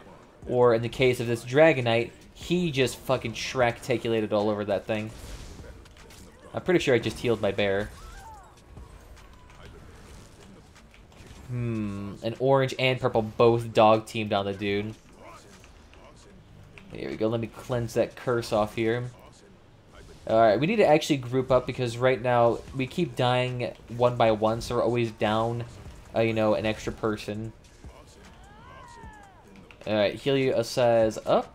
Let's give you that Vines heal on you, just to give you a little bit of extra deeps. Or not, well, actually, extra healing, what am I saying? Let's give you a heal, give you Vines, give you Mutagen, that's a nice couple thousand healing. Yeah, let's say that healing's gonna make him nice and healthy. Plus my passive heavy attacking should heal him as well. Give him a little extra heals as well. Damn it, my enchant ran out of my weapon. I should have looked for that. Oh yeah, he's dead. Ooh, damn, getting Gladiator. Heal him up, my dude. You're fine. Although, I'm completely out of magicka. Oh, that dude just killed himself. You see, he streaked off the bridge, which then he fell down at low HP and then killed himself. You gotta know how far your streak actually goes sometimes. Otherwise, you'll kill yourself. Excuse me, I'm currently fixing up my weapon, and damn, my FPS just died there. Let's kill him. Come on, heavy attack. Alright, heal reduction down for all those peeps since they're all in one area. Woo, shit. Oh, damn it, didn't switch my bars fast enough. I was trying to switch my bar into... Ooh, damn. That dude just slammed on them, tossed two of them off the bridge, and one of them died from fall damage. But I was trying to switch my bar there to throw on top of my shield, just so I could get a little bit of extra healing. Foreign whips, foreign whips. Yeah, alright, alright, alright. He's looking okay there. Oh, cleanse that curse off. Yeah, see, that's the thing with sorcerers, they put a curse on you at first, and then they try to, how should I say, at that point they try to throw in a little bit of extra force pulse so we get a crystal frags off. Try to basically get a nice little chain wombo combo off there. Fucking owie, dude. Ah, and I ran out of stamina. I couldn't get past all of that damn stun. Oh, and he was throwing on Reverberating Bash, too. So that's more of kind of like a utility tank there, since he is not really using high damage moves. He's using more maiming and defile, which reduces your damage and healing output for a couple of seconds. So great to have if you're facing people who are high damage or very fucking squishy. I'm not sure why he's chasing after that dude. That's just a waste of your time. Get out of here, you fucking Atronach. Oh, he just got wrecking blowed off the damn mountainside. Alright, let's heal you up real quick. Fucking rude, my dude. And he's just trying to spam Steel Tornado. That won't work. Especially considering you're low HP, you should be spamming Vigor. What the hell? Oh! Get him on that. Heal him up. Alright, he's looking nice and spiffy. Bear, execute him! Ah, oh, damn it, he dodge rolled. Alright, get rid of that damage health, see what we can help here with. I'm just kind of trying to throw with this. Oh, fucking hell. Those damn... what is it called? Those damn time stop abilities. I fucking hate that. You never think stuns are going to be as long as they are, but then you realize you have to also then try to break out. And on the high latency servers with long animations for stunning, the stuns actually add like an extra second or two onto their overall time. So it's actually more impactful than what you'd think. And look, it looks like that sorcerer is still spamming his Infernal Guardian or wherever the fuck it is. That's actually a very old tactic where when Sorc Shields used to be pretty much creme de la crop for DPS. Alright, that dude's gonna need some healing real quick. Alright, get over here real quickly. Oh, damn. I could only heal for so much. And we do have the Sorcerer now who overextended. But he's gonna be able just to blitz back into safety. Although, if he can do that, that's going to cost him quite a bit of HP. Come on, Night Slayer's works, damn you. Oh, he just came right outside of my range.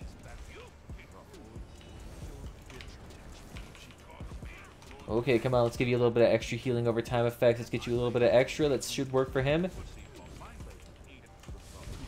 Damn, and the walls are a little bit steep here, so it's kind of hard to actually work with.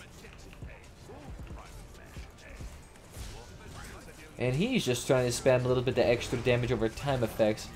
For a little bit of extra healing. That's weird. I dodge roll into an immobilize.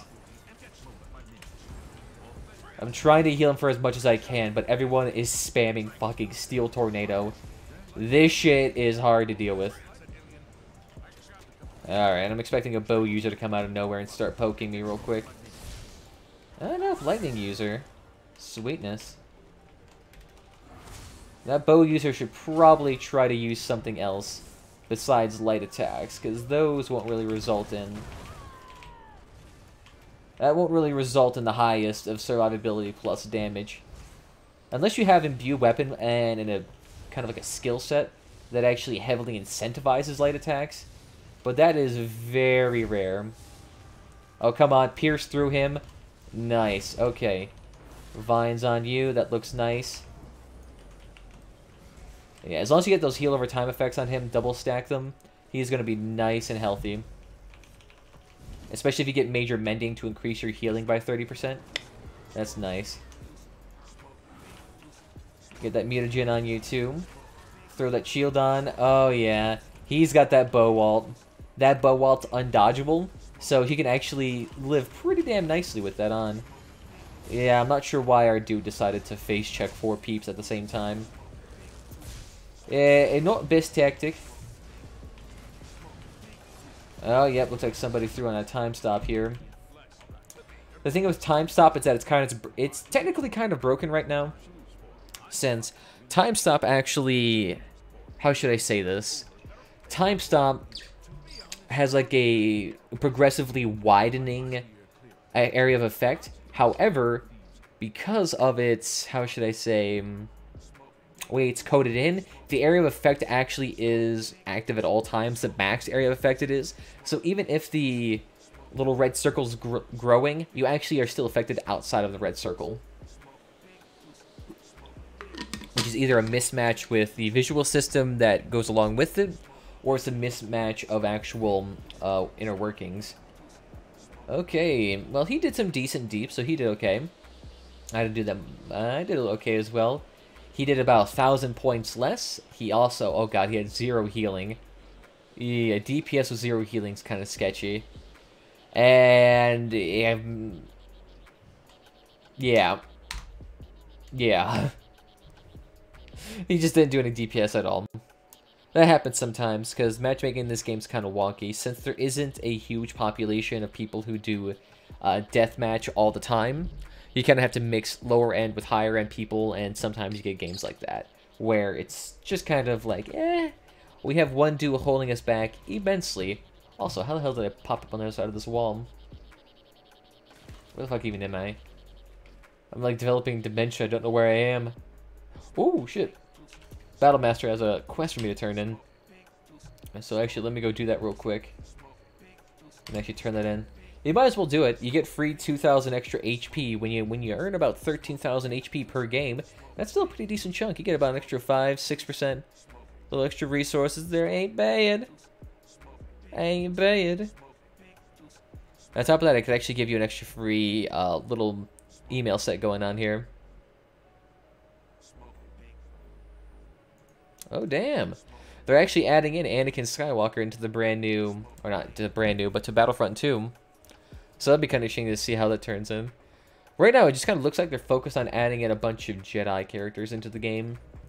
Those name-recognizable ones that will bring in more lore fanatics. But the thing is, they would also probably be wise to make... I feel like they should just make a more traditional Battlefront that's similar to Battlefield 4. Not Battlefield 5. No. Fuck no, don't do another Battlefield 5. But do like a Battlefield 4 in the Star Wars universe. That would be absolutely fucking sick. Especially with the Jedi or anything like that. Even better. Because I would love to have classes like that where you'd have like an engineer that would be able to repair vehicles. And you'd have detailed vehicle combat that wasn't just like, oh yeah, you can purchase a vehicle with battle points and then crush the living shit out of people. Like if you're on that makeshift Hoth planet, that salt planet, whatever it's called, I just call it Hoth too. Having the AT-ATs on that, or the walkers on that map, oh my god, you can get so many kills, especially during Phase 2 with those damn walkers. It is over freaking powered, and there's very little ways to counter it. Sure, you have artillery machines that can technically counter the AT walkers, but they're non-mobile and they're dog shit. And they do very little DPS, and they're very easy to kill. So it's not like it's like super damn hard to actually utilize. Let's see. How many raw resources? And I'll take that. I actually just refined most of my raw resources that I earned through grinding in Morrowind. And in one fell swoop, I managed to actually utilize all of my fucking Ancestor Silk again. So I can't do Writs anymore. I'm out of resources. But I actually do have a decent amount of those surveys. No, wrong ability. Yes. And then if I search by survey, as you can see, I have a lot. Yeah, I have a lot of surveys I could do here. They're spread out over everywhere because there's so many damn places you could actually go these days. But you could actually do these. These wouldn't be too bad to get. Green Chain, Glenumbra, Eastmarch, Craglorn. At least none of them are in, like, Cyrodiil. God, that would be a pain in the ass to farm resources in Cyrodiil. Oh yeah, just walk to this resource node on the other side of the map. That should only take you about 30 minutes to walk there. You never realize how big and detailed Cyrodiil is until you actually PvE in Cyrodiil. Because the thing is, people don't realize you can PvE in Cyrodiil. There is quest lines, there is delves, there is, you know, world bosses to do within Cyrodiil. There are Daedric anchors to do. It's just not often explored. Because people are not as inclined to do it. They're more like, I'm in Cyrodiil, bitch. Why would I do some role-playing crap like that? Get out of here. Then there's also the risk of getting ganked while doing it. Although it's not as impactful when you die in Cyrodiil while PvEing as it is in the Imperial City. Because you don't actually lose your currency while in Cyrodiil. I mean, if you start losing currency while in the game, oh, that would fucking hurt. That would hurt. Oh god, my fucking calves kill me. Just do one set of calf raises and your legs are fucking dead. And it's not like doing a calf leg machine, because the calf leg machine is actually considerably easier than actually doing, like, I guess the Pilates of calf exercises, where you just actually sit on a ledge, or not sit on a ledge, but you stand on a ledge and, you know, do toe raises, essentially. That shit hurts. Ugh, fuck. Hey, BG Pop, finally. Christ. It's actually strangely long queue times right now. Although I guess I kind of get it. It is kind of... it is a little bit later in the evening. Or I shouldn't say later. Earlier. It's late for Europeans, early for Americans. I mean, most Americans right now are at the work. That's why most popular ESO streamers like FangRush don't even get on until late at night. So like they have the morning off, but then work in the evening. Which makes sense because you actually do get a lot more... How should I say... You do get a lot more viewers then, but I'm not too worried about that. Clearly, because I have 0 viewers right now in Twitch, so it's not like I fucking am terribly concerned about the most optimal strategy to acquire viewers. Especially considering nowadays there is so many ESO streamers that actually getting noticed is damn near impossible.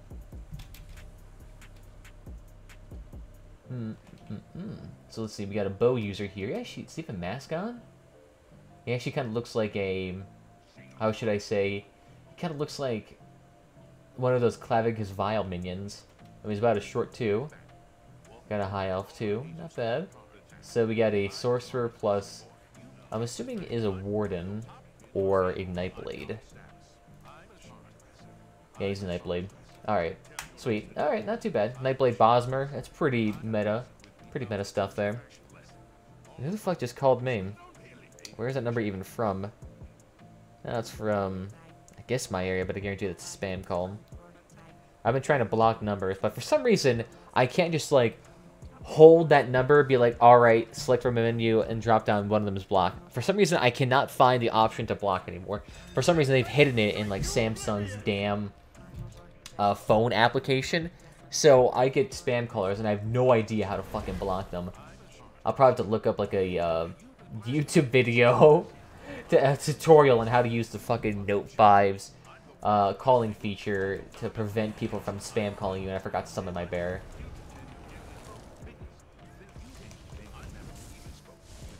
Here, why don't I just go ahead and get you that healing reduction there. And the orange team is strangely being passive as well. The thing is, my heavy attack, even if you dodge it, I will still actually hit you through it. Owie, that hurt me. I'm not too worried about it though, because it looks like purple's coming in on the other side and hit orange. Here, let's throw down that flower of power. Unless that's like the cleansing sorcerer ult. Oh, come on, kill him, kill him, kill him, kill him, kill him. Yeah, Mage's Wrath, that's what I fucking like to see. Get him! Oh, see, the bitch is running away. He knows the power we possess. Do it. And I can't put a Palpatine. Supreme leader of the council. I'm not even sure if it's actually called the council, but that sounds evil and sinister, so I'm gonna call it that. A heroic healer too. Fuck off with your spamming Christ. Oh, watch out for that. It's gonna hurt. Medic! Medic! He needs heal. He needs some milk. Oh my god, what do you guys do? I'm getting the fuck out of here. Actually, dodge rolling off a cliff actually does help you out immensely. Ooh, I even dodge rolled that ultimate. Come on. That was some pristine timing. That was some pristine timing. As soon as he started jumping on me, whoosh, rolled away. But damn it, you cannot dodge roll those things, since it actually affects an area. You used to be able to dodge those ultimates, and that thing used to be a useless ultimate. Because it could be dodged, blocked, and I'm not sure if it could be reflected, but I wouldn't be surprised considering this game's history. Yeah, let's get you a little bit of extra healing. I like rolling off the cliff just to give a little bit of a fake out there. Very nice. A killing blow. Alright, let's go up the top. Looks like orange is still there, messing with them. Come on, no need to run. I'm not even sure what the fuck he's doing either. Yeah, come on.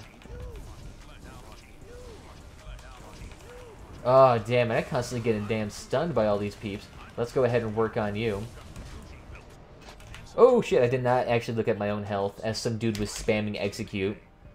Execute and Dawnbreaker. I cannot tell you how many times I have seen that combination.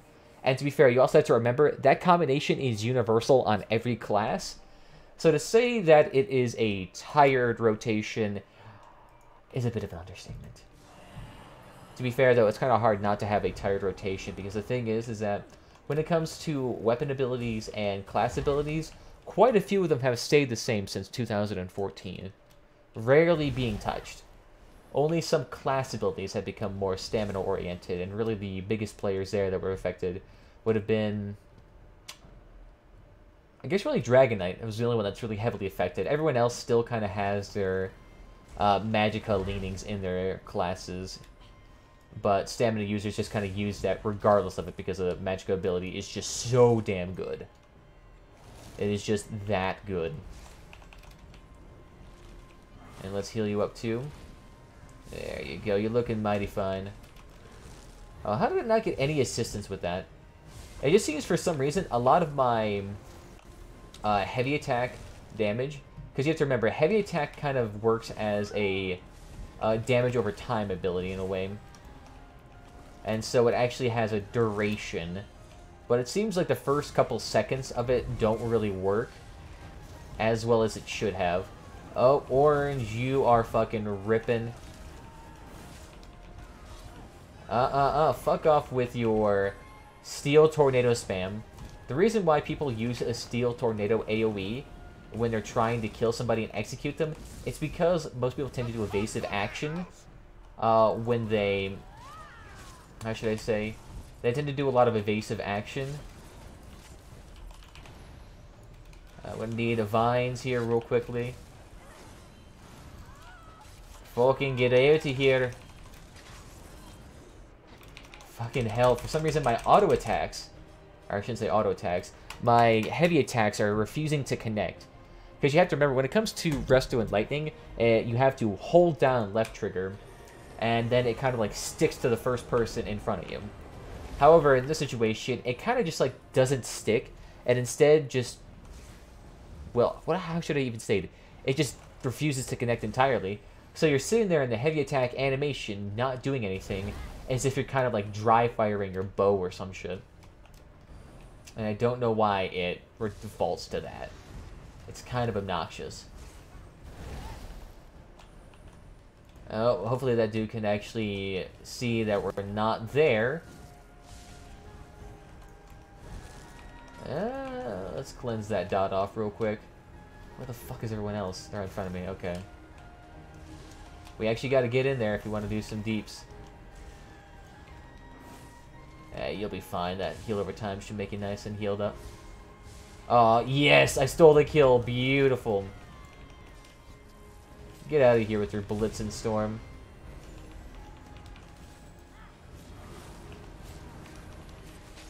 There we go. Come on. And he's also hitting the wrong person. Oh, come on. Heal him up. Heal him up. Oh! Fuck yeah. Get healed. I will not let you die. Also, why are you standing still? It actually looks like the guy is bugged out. Yeah, because look at that. He was actually bugged out. He couldn't move. I think what happens is that this game actually calculates your death prior to you actually being registered as dead. So, in situations where you're actually able to heal when someone's calculated as already being dead, it's a little bit wonky. God damn it, we keep passing around this fucking buck. Look at that. We keep passing it. This is the third time that ice block has been passed. Shameful display.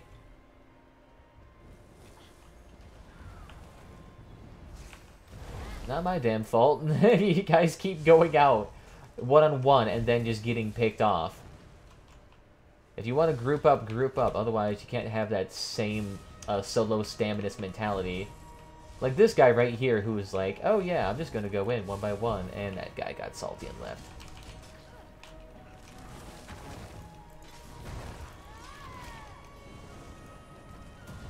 Let's go ahead and fucking lightning you to death. Nice. So that heavy armor user is doing nice too. Wah wah. So that's unfortunate. We're unlikely going to win now that we're missing somebody, because missing somebody is missing about 25% of your damage or healing. At least theoretically, assuming they are competent. Or at least of equal value. How the fuck did that hit me? That hit me through the floor.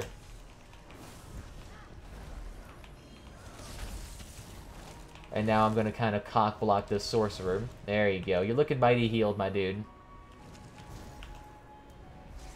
And it looks like the other dude's able to heal right. So, while that one dude was bitching, I think he was actually worse than the other previous dude. Oh, fucking Christ. That's the thing with executes, is that sometimes mages just get a random proc that just fucking kills you. It's like, oh yeah, I'm nice and healed up, and then, oh, implosion procs, and I get hit for 7,000-8,000 damage. It happens. It happens a lot.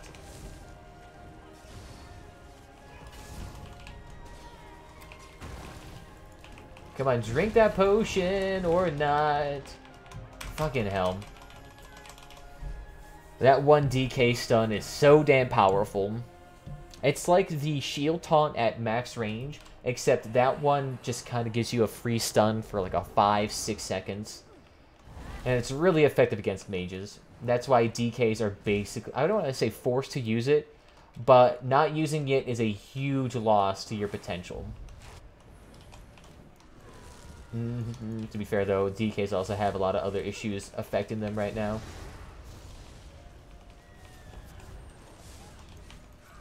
Let's go ahead, bear, execute him. Fucking Christ.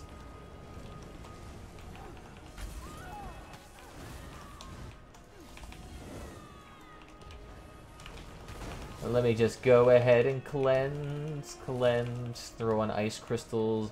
I don't feel a damn thing. Think about PvP. People randomly just forget about you. Alright, that's 3 peeps. Just try to stay out of line of sight and they eventually forget about you. Like that. Strangely enough. Alright, where the fuck's the other dude at? Oh, he's dead. And the dude's at the base, I believe. And that's what happens, you just got separated. And it's easy to do when you don't have a very big presence. So you can't just, like, force your position onto a person.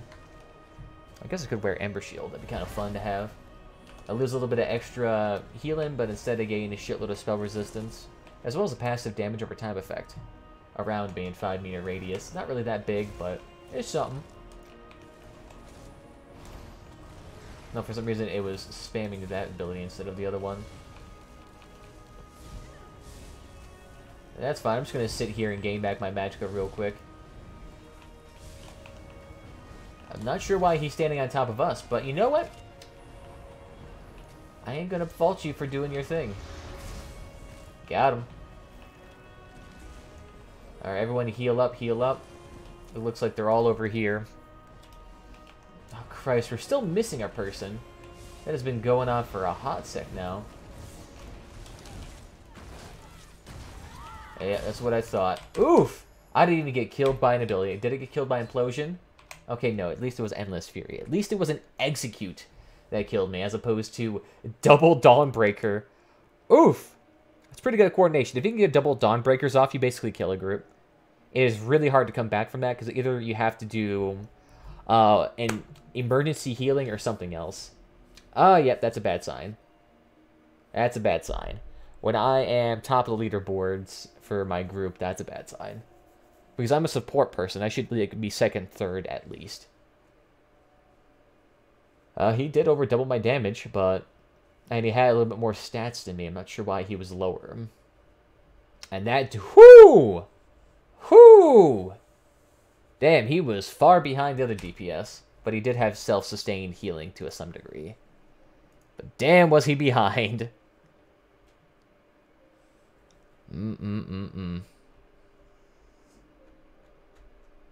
This is kind of weird sometimes. You get groups where it's like, alright, everyone knows what they're doing. They're fucking on that game, left and right. And then you get some groups where it's like, you have some pissy bitch that leaves after 2 seconds and takes a 20-minute leave. And then you have other peeps that are just kind of like, I'll light attack for the whole duration of the game. And that should work. Although, to be fair, if he was just spamming light attacks, that probably would have done more damage. Spamming light attacks and poison injection with poisons on his bow bar, he could actually do a substantial amount of DPS. Because poison injection is a passive execute. Poisons on your health bar can do close to 3,000 damage. And bows themselves, light attacks, can do a lot of deeps. It's like 2,000 to 3,000 damage per. If you get an imbue weapon, you can make your light attacks do 3,000 to 4,000 damage a tick. And that really hurts. That really, really hurts. Of course, that requires you to level up your Sigic Order skill line, which takes forever. However, none of the really Sigic Order skill lines to me appeal to me because either they're one, too strong, or two, they're just shit. Like, let me take a look through a few of them. Which ones would I actually use? I may use Imbue Weapons and Mend Wounds. But Accelerate, I would never use. Meditate, I would never use. Time Stop, I would never use. And Undo, I would never use. Time Stop because it's too abusable and overpowered. Accelerate because that is basically my wings. Meditate because that's useless. I don't like to stand still and regain my resources. Let me heavy attack. And Undo, I have my bear already. I use that. And on top of that, I really don't need extra survivability. I have pretty good survivability. Undo would just make me do very little DPS, which I don't typically like. I thought about actually using Necrotic Orb. since it's kind of like an undodgeable ability and it would passively do a lot of damage, I've thought about using it before, wherein I see a large group fight, I'll just be like, alright, let me send out a Necrotic Orb real quickly. Not only can my allies activate this energy to do some extra deeps, which is always kind of nice, it would passively just do 800 damage to everybody within the vicinity, which is pretty damn sick itself. Of course, I want to level that up before I'd use it, but even then, it's still kind of nice. I would still like to get this Undaunted Metal. Get this, that'd be an extra 4% resources. That actually would be kind of nice to have. Although, let's see. I mean, I'm not really lacking on health or magicka per se. And, nope, didn't get any jewelry. I got the little box, so it's kind of nice. I do like those boxes. Get some extra transmutation crystals in here. I mean, yeah, we got 160 right now. We could transmute 3... we could transmute 3 pieces of gear right now into favorable traits. Saves you a lot of grinding. Saves you a lot of grinding. Any of these people on that I should be looking at? Oh, damn. I didn't know Derp 2 came on earlier today. Pretty sweet. Oh, damn. Merkmeyer's Shrine. Damn, that thing is expensive. Nearly 3 hundo for that one thing. I mean, some of the larger things you can make within the housing system are a little bit more expensive. Smaller items tend not to be as expensive unless they're really rare, because small items are considered less desirable. Most people tend to decorate their houses with large items because they have very, very limited amount of items they can actually throw into a house. Especially if you're not an ESO Plus member, you only have basically half of that.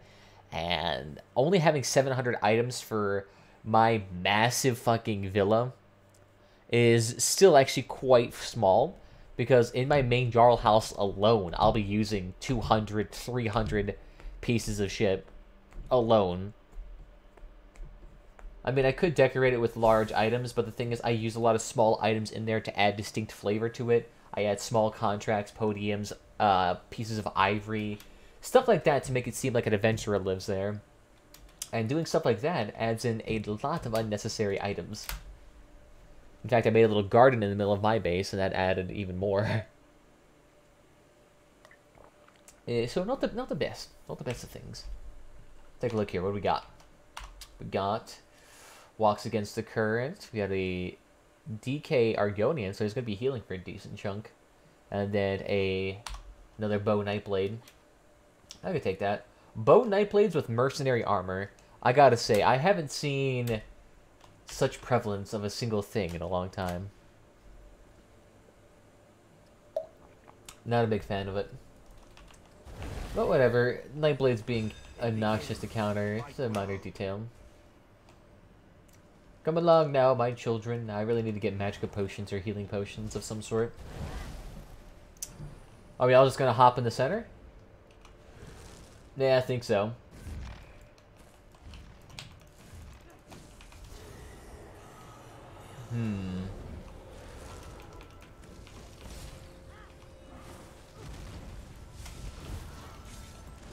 Do not just stand there and get pecked. That thing will fucking hurt.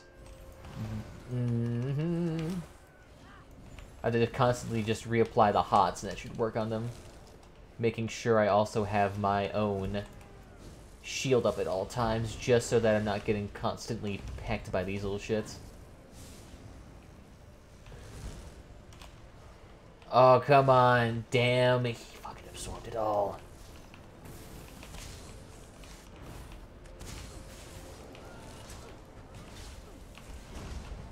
Ooh, damn, I'm feeling that. And he got baited. Jabaited.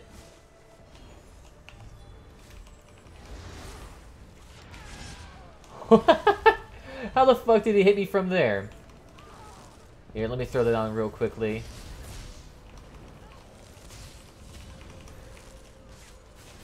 No, come on. I threw myself over there to you real quickly. Owie. And he's not going to come down either. Pussy! Ah, he knew. It was just too intense. Oh, the dude that can run. I find myself at equal challenges here. Alright, so it looks like Orange has a strong, dedicated healer. which is going to make it fairly difficult to play against unless we spam Major Defile. Gladiator with the DPS chunkin'. Get out of here. Oh, I think my Morkolden actually finished it off. There you go. Both passive heal over time effects. Look at that. Getting healed for over 1,000 a second. That's actually a nice amount of healing when it comes to this. I'm not sure why you'd come up here to a group full of us. But nice to see you try.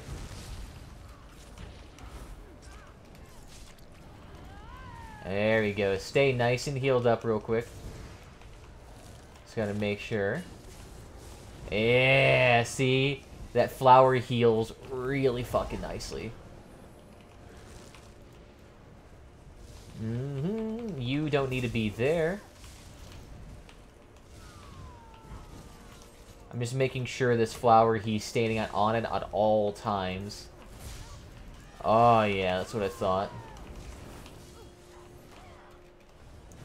Gotta get some magicka back here. There we go. Looking nice and healthy. And it's like he's getting nice and healed up from that vines too. Holy shit there. Let me heal you up. I hit the fucking wrong person. No, don't die on me.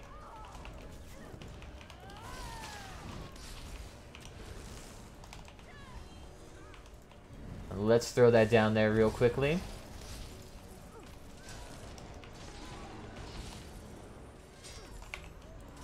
Let me just stand behind there real quickly.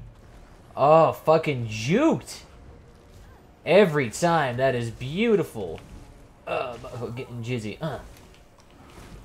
Let me give you that Vine over time effect. That also gives me the Vine over time effect too, which is really nice. Their backs are against the wall, and we're actually getting up there. Are you seriously spamming Steel Tornado in the middle of 3 people with no supportive allies? Do not use Steel Tornado. It makes your brain fucking rot, apparently. Oh no, more golden and more here. And they just jump down into a bunch of oranges.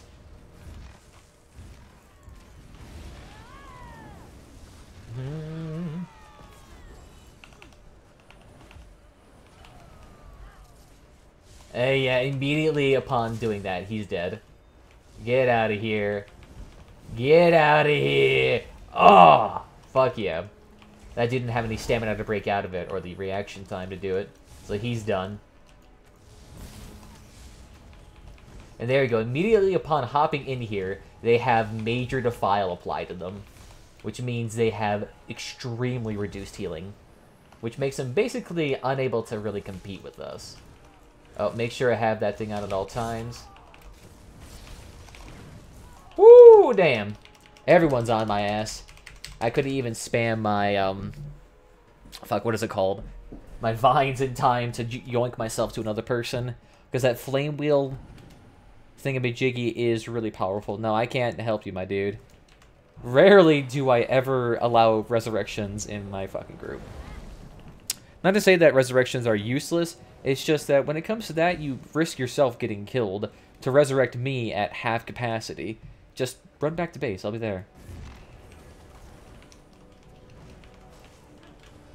There you go, you're looking nice and healed, my dude. Owie!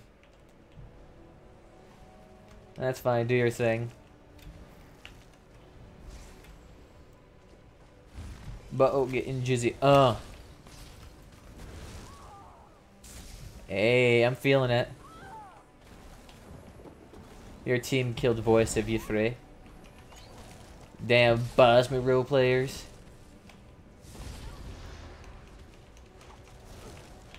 Oh, look at that, he's even spamming AoE effects too. Which is actually kind of cute. I'll say, do not go up there. Do not go up there. Why the fuck did he go up there? We're missing 2 peeps. There you go, there you go, there you go. See? Now we have our guys here. Now we actually can put up a front. going up there at half capacity is just an easy way to get yourself boned. Yep, he's just going to go up there to a full team of orange.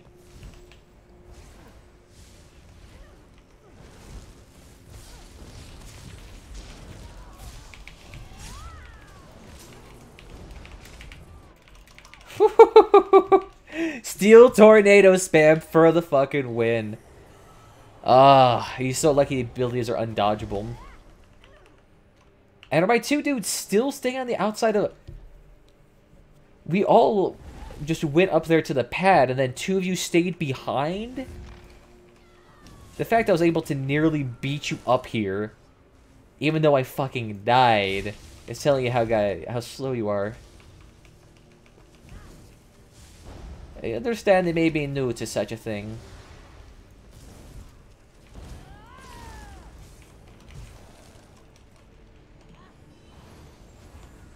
Alright, I'm just gonna stay over here real quick. Yeah, come selves down here. Cleanse it off me. You see, I don't need to deal with your bullshittery. So again, let's try this again. No one's really up here, but, you know, we'll just go ahead and spam ourselves up here, too. Fucking Christ. If any one of these three teams managed to actually properly get their full squad up here, they would clear out this fucking zone.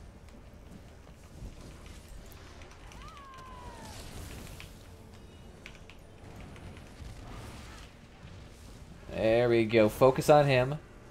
I think our team is getting him down. But Steel, Tornado, and Snipe Spam, still too damn powerful. I'm just waiting for my... Fucking hell. I can't even wait out that stun. I didn't realize how fucking long incapacitating strike stuns for him. But I guess long enough for someone else to get stunned, wait for that, break out of it, and then still be able to heal and deal damage through it. Get out of here, you fucking Nightblade.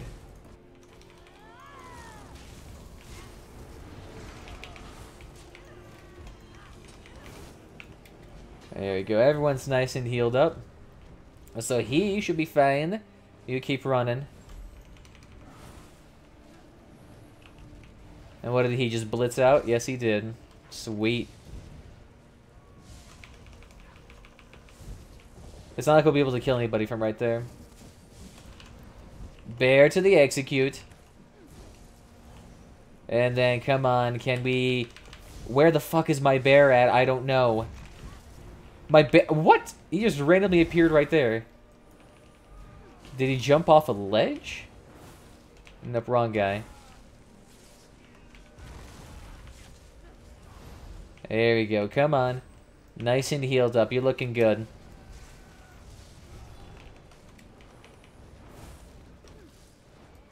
There you go. You see, them shields, them heals over time. He is able to tank a damn mountain and a half.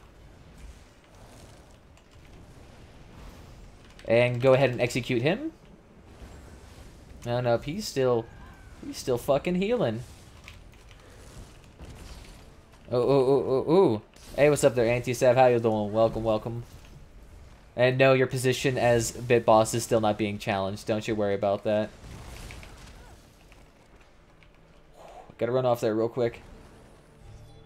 4 people are coming at me, and I needed to fucking skedaddle. Where are my peeps at? One of them's on platform, the other one's coming up. Alright, sweet. Come up here. How do you feel about hot bean juice? Hot beans! This boy eating beans. Hey!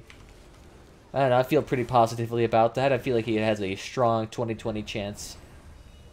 He definitely... I've agreed with his policy, foreign policy, quite a bit, but yeah. Pretty positive so far, I'll go with that. Hey, fucking I love that.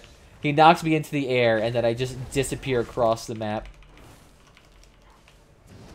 Y'all didn't see shit. Oh, that's gotta make someone salty here. And dude, you gotta seriously stop fucking just sitting there spamming light attacks. You are so fucking lucky I am healing you up the yin-yang.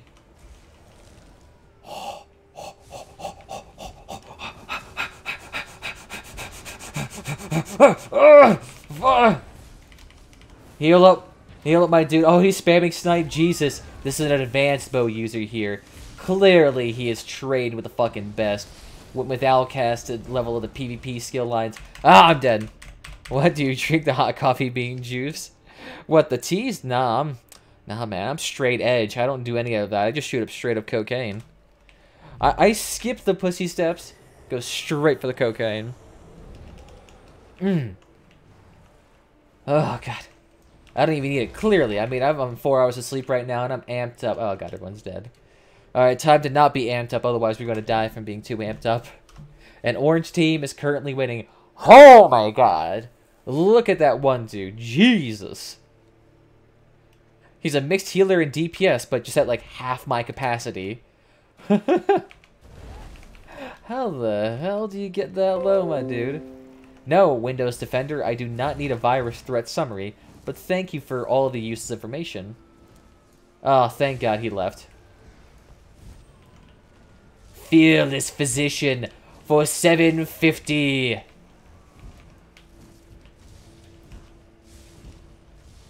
Oh, come on. Alright, look like the other two oranges have left the arena. So go down there, kind of kill them. Oh yeah, that dude was looking at knocking my boots too. I saw you. I saw you. Thought that dude looked absolutely tantalizing. Oh, fucking Shrek'd. Let me cleanse all of that bubble real quick. 1 minute remaining. Here, I'm just going to try to sit out front real quick. Even though this dude was spamming light attack, I guarantee you he probably had... Oh my god. Walks against the current. Was he the Nightblade? No. No fucking way. No fucking way. This dude right here, Ged Sparrow fucking Hawk, this dude was legit spamming fucking light attack with the bow. And he got 5,100 score. He was spamming that plus Vigor. And do you see his stats right now? Nearly 1,000,000 damage through poison injection, light attacks, and snipes. Oh my god.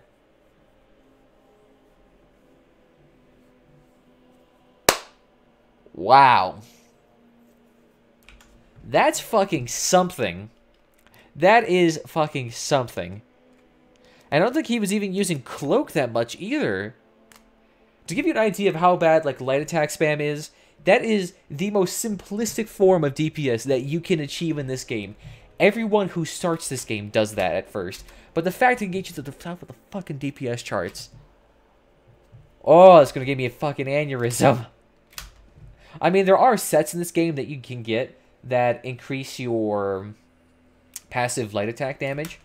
That literally just give you like an extra 700 or 1,000 DPS on your light attacks. Then you could throw on abilities like Imbue Weapon or the Sorcerer Shield to increase your light attack damage. And just imagine that. Imagine that. Wow. That is impressive. That is impressive. I don't even know how like to respond to that. Like, I just feel violated in a way. It's like, oh yeah, I have all these nice abilities and I'm constantly trying to do, you know, precise healing, throwing up shields to counter-react that dude, throw down Major Defile to counter-react that dude, making sure my guys stay up, while also mixing in some DPS. And it's just like, this dude is just like, boing, boing, boing, boing, boing, boing, boing, boing, boing, boing. And you saw this dude too. He was legitimately running at people through a crowd of 4 people, and I had to sit there and heal his ass like a fuck ton, just to prevent him from dying. Damn. Damn. I'm impressed with that. I'm rather busy right now. I am impressed with that. Like, I don't even know how to deal with that. Like, in a way, I'm just kind of surprised and kind of disappointed.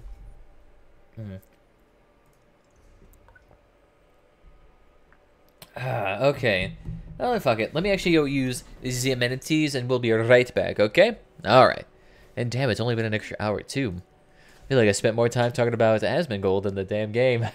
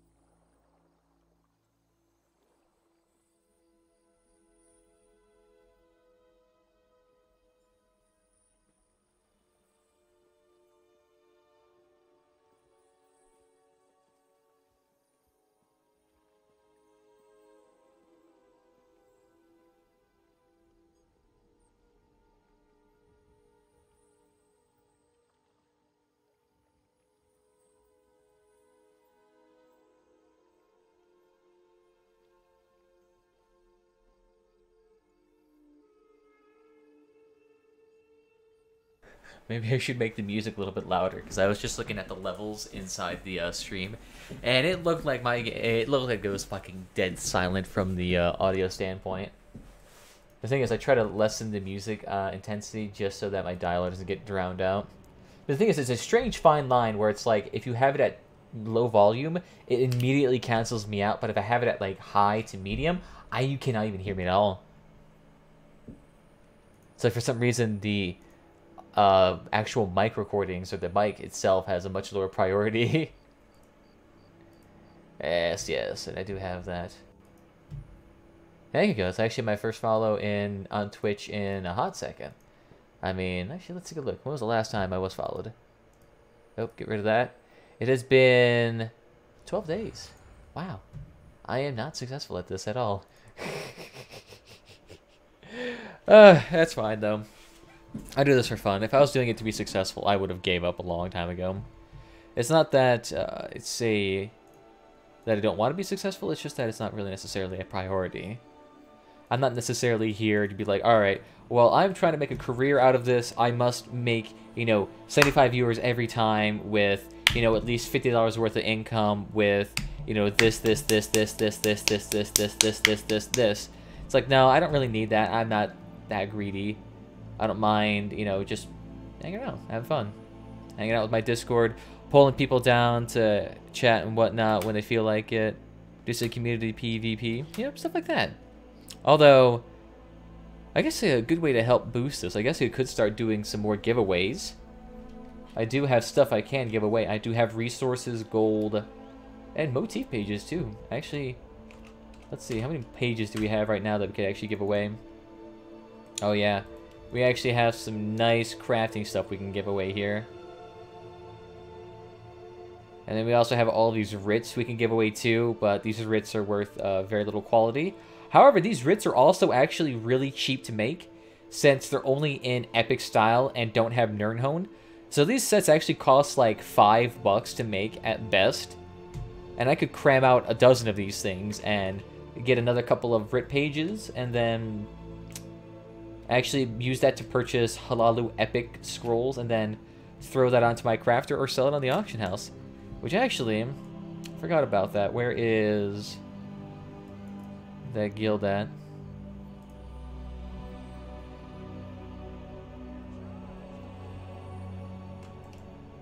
Oh, did you get an invite?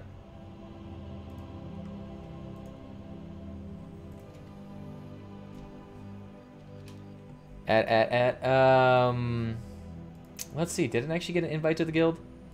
Let me take a look here.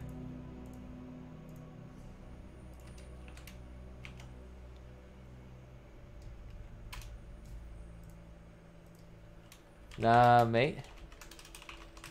Can you send it again?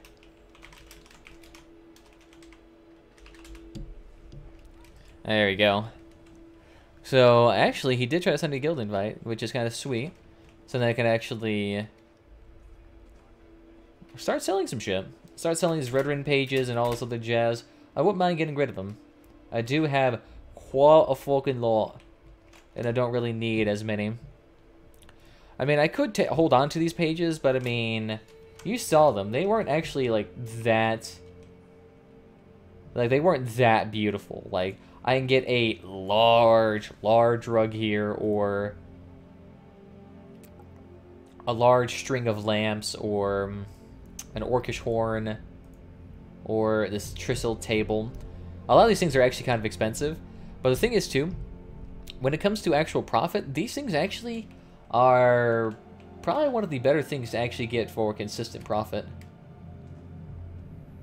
Although the price of it actually kind of wildly depends on what your guild store has in stock. I try to be competitive with TCC prices because I feel like that's actually a little bit more accurate of what the average person will be expecting, and it will actually result in success. Otherwise, if I just go based on local prices, local prices are usually inflated.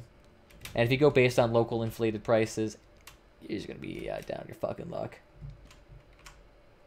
Actually, wait 1 second. Where is... Take a look here. Okay,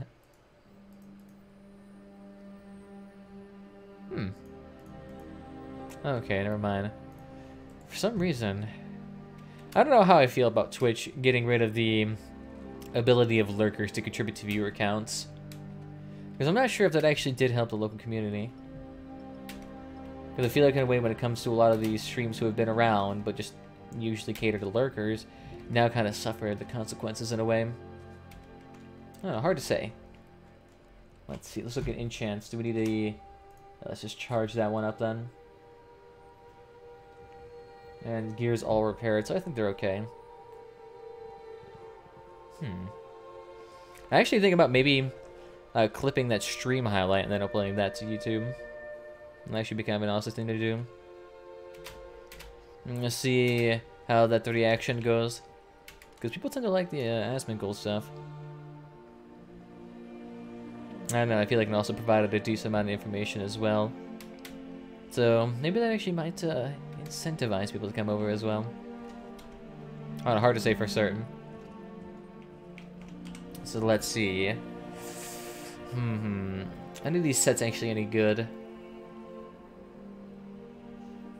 I mean, War Maidens is kinda nice, but only if it's really sharpened.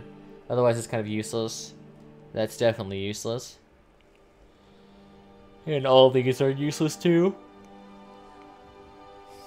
Ember Shield cannot be deconstructed. I'm not even sure why the fuck I even have Defilers on this guy. You don't even use Defilers. I mean, I guess I could give this dude Defilers instead of more Colden. Since, what am I trying to think? Defiler would probably have more use, since I could actually block attacks with it. Hard to say, though. Don't really need that. Let's see. Anything else I don't really need? I wish I could put those away. Oh, wow. I actually do have quite a few keys. I have 19 keys on my Yeek the Effulgent. Let's see. I have 29, 30, 34, 47, 48 keys on my entirety of my accounts. So I wouldn't even have to do the modern day Undaunted places to actually get the new stuff. That's actually kind of sick. To be fair, the Yeek the Effulgent, which I think means beautiful. That Nightblade tank actually is a pretty damn solid tank. I actually tried to do a lot of mixed healing DPS with it as well as also being a tank. It kind of worked. It actually did kind of work very well. Especially considering you're able to get a lot of your resources back pretty effectively. And actually being a tank's actually not that hard. Tanking only really gets hard if you start mixing in healing and damage aspects to your build, which then at that point you start getting weird combinations. Although actually, one of the characters I was actually able to... Ooh, damn, that's pretty metal. But one of the characters, or one of the dungeons I was actually able to solo as that tank was Tempest Storm, or what would it be called, Volenfell. And I could actually kill the last boss on it very slowly, but I could kill it. Since I had so much sustain. But the issue is, the reason why I had to often solo it is because my DPS and healers kept fucking dying. They didn't know how to deal with the last boss, so they would just all fucking rage quit. It's not really that hard of a boss. Like, I don't think it is. It's just the issue is, most people are too squishy when it goes into it. Like, they expect sub 20k DP, or sub 20k health to actually effectively... How should I say? Effectively... Fuck, what am I trying to think? Effectively take damage. So whenever they get hit by passive lightning or take 2 hits of a tornado, they just die. And then have to throw on guard on one of them to make sure they don't die. But still then, they can't fucking fix that. They're like, oh, what do you mean? I'll just stand right here and fucking die again. No, you dumb bitch. What are you doing? I've been here for 3 hours, killing the same fucking boss. I want to go home. I'm just trying to get the damn... I don't even remember what set I was trying to get from that thing. I just remember being pissed all the time about that. And taking my damn time. What the fuck? Someone try to pronounce that for me, please. I'm having a fucking stroke just looking at that name. Oh, but it could be a... I don't know, it looks like some damn Swedish name for a bakery or something. How do you... Like, the patience it would take to create that name alone is commendable. But Jesus. There is not a single recognizable letter in that damn word. Oh, wait, no. Z-H-Y-R. And everything else... I want to see Google Translate try to pronounce that. And it just starts playing the... not Michael Jackson. That one Jackson scene where... I think it was from Pulp Fiction where he's like, English, motherfucker! Do you speak it? Essentially, that's what I feel like whenever I look at that. Alright, come along there. I don't know, I don't even know what to call you. You're a stroke and a ball. But you're also a sorcerer that shield stacks, so... You're pretty much the antithesis of everything enjoyable about life. Oh, damn. And orange and purple are wasting no fucking time euthanizing each other. Jesus. Come on, just sit there and attack them. Run, my boys. Yeah, knock him down. Oh, he popped. I'm liking. Oh wait, no, for a second I thought that was an enemy. For some reason, whenever I see a sorcerer, I always just assume enemy. It's probably not a healthy habit. You all belong to that same group of despicable people. You're all evil. Get out of here with your bullshittery. You're lucky that my heavy attack's not connecting right now. Bazenia, fucking die, can't you please? Woo, damn, and I'm getting a lot of assists for some reason. I'm not even sure why. But you know what, I do quite appreciate them.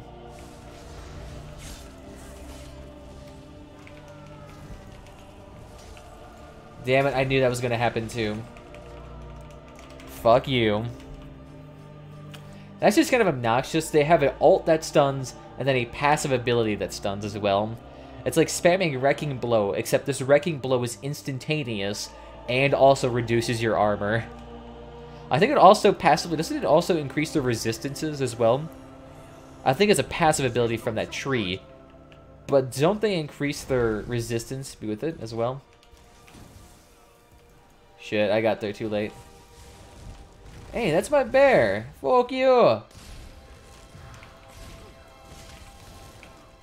Yeah, I think you're dead. Got him, though. Thank you, purple team, for that free kill. Oh, try not to fucking die. And he's just running. And running, running, and running, running, and running, running, and I'm out of magicka again. Because I don't have a properly spec'd out build for resistances. I love Magicka Nightblades that try to do this shit where they just spam a Flame Wheel plus their Swallow Soul. But the thing is, too, since how this game works with my Reflect, I still actually take damage from all those Reflects, even though it should be a direct counter to any ranged ability like that. Just like, wait out, my dude. Ah, hot damn. Oh, damn, he was just spamming light attacks, too. Even his enchant was going through my shield. That's why I kind of dislike the shield. Even though it's meant to be a counter, it doesn't really help when you face the Nightblades. Which class does it really help with? I guess maybe Sorcerers.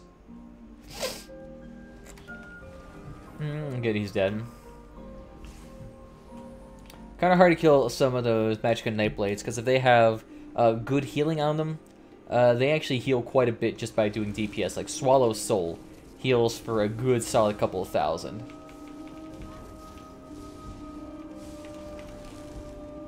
Your team killed, a team stole. And so like that heavy attack, even though I didn't actually request it to go on for that long, it still did. Hey, fucking mine. Hey, look at that. I know it's kill stealing, but I'll take it either way. It's the only way I'm gonna get a fucking kill this game. Ooh, a Magicka Nightblade that spams Ice Staff.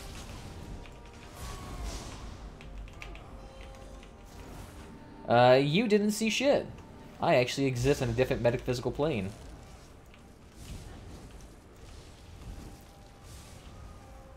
Ooh, orange is coming in too. That's what I like to see. Get that big old clusterfuck in there.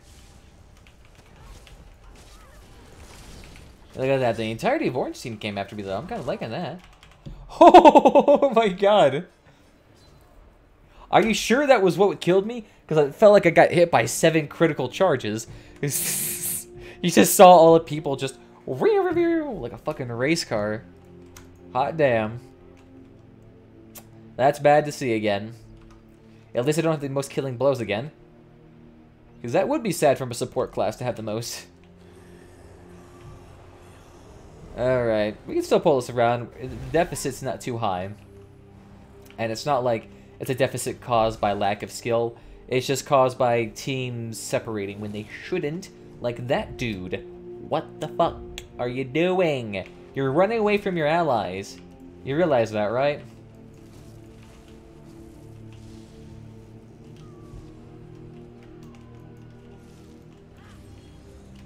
Alright, well, he's peeling out. I'm guessing a Nightblade's about to jump on me, too. I mean, looks like some bow users starting to spam their heavy hittings. Here we go. Feel free to use that, too. 1 second, though. I just need to get my heals back up.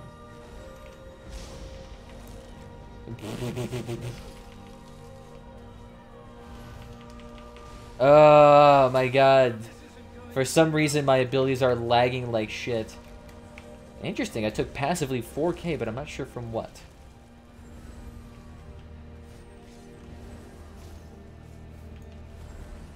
There we go, give him those heals too.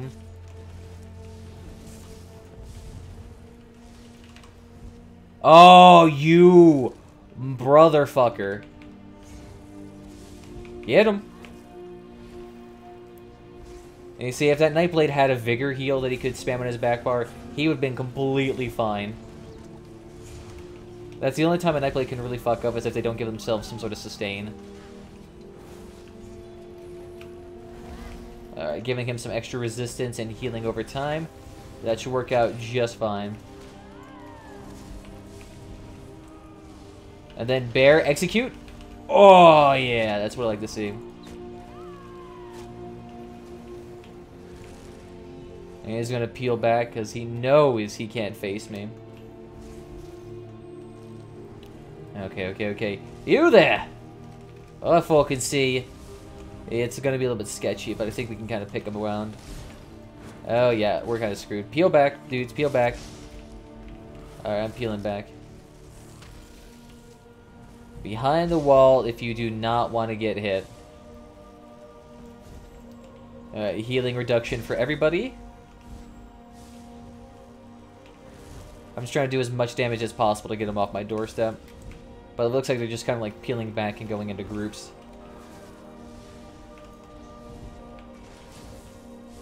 Get out of here. I don't like to see yo shit here around here. That's actually kind of nice. I didn't actually get an instant implosion from that sorcerer ability. That's usually what happens here. Fucking get out of here, you little shit. Yeah, he looks nice and healed. Yeah, so look, this Nightblade is just spamming Panacea. Plus a healing ult. Which was that Panacea am I saying?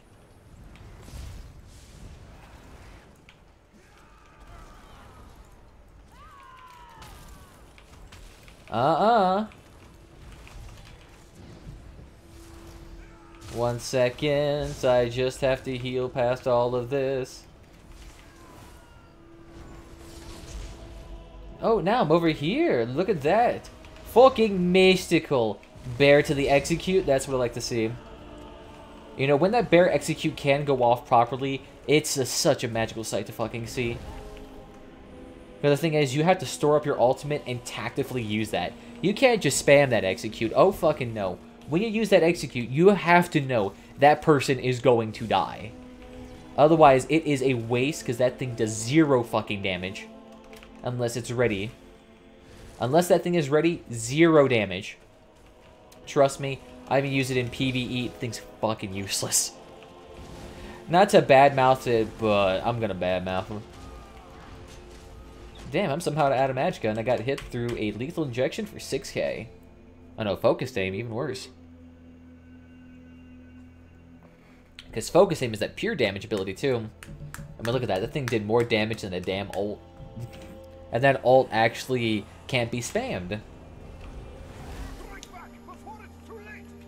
Oh no, we can't really do much because we have too many damn light attack spammers here instead of people using shit. Oh no, come back here, my pumpkin. No, he's dead. And these other dudes for some reason are really passive. And so that dude has Troll Kings on. Oh, that should have killed him. Oh, you are lucky that thing fucking healed you for a lot, I'm imagining. Hey, Mage's fucking wrath. And let me get rid of that shattered armor too. Look at that. See, that surprise attack there actually reduced my armor on this guy. Oh, damn it, come on. That'd actually be kind of sweet to phase through the wall like that. Where the fuck that dude go?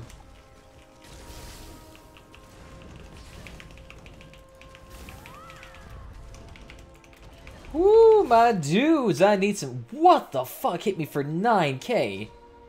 An impale for 9k. That's kind of ridiculous. A spammable execute hitting from more than the last 7 abilities combined. I understand it's supposed to be an execute and do an absurd amount of damage, but... What if it crit... Well, damn, I have impenetrable gear for that reason. Crits should be doing a little bit less damage than that, hopefully. But I think as a Nightblade with Spriggans or anything that can penetrate armor, along with their natural shitload of penetrations to begin with, they can hit pretty damn hard. Hey, see you again. Nice. I better fucking have gotten an assist for that fucking thing. I've been in too many situations where it's like, oh, you did 0 damage because you were facing shields, so you get nothing. And I'm like, oh great, I'm so glad I helped out with that fight.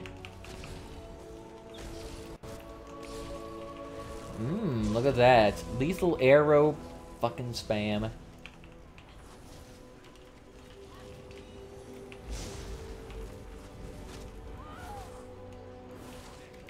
Hey, you're fine, my dude.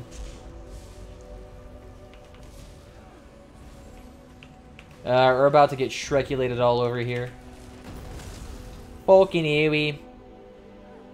Hey, at least the dude actually came out on top, but oh my god. Did we have 2 people that held us back immensely? Oh, look, there's Get Sparrowhawk again. But look at that shit. Oh my god. What is with these weird-ass pairings we're getting nowadays? 2 peeps good, 2 peeps bad. Appears to be the same for all teams, except less true for some teams. Because the thing is, my build isn't designed for hyper carries.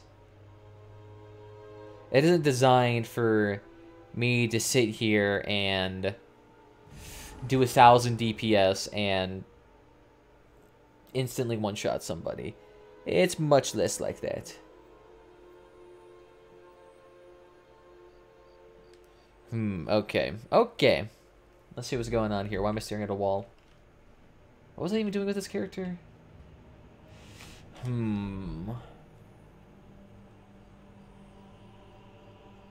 I don't really see anything on here that I need to particularly do.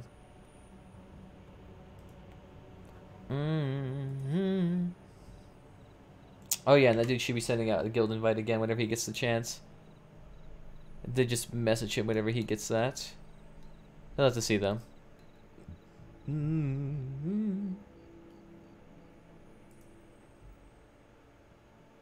10, 50, 50. So this is for land grab. Okay.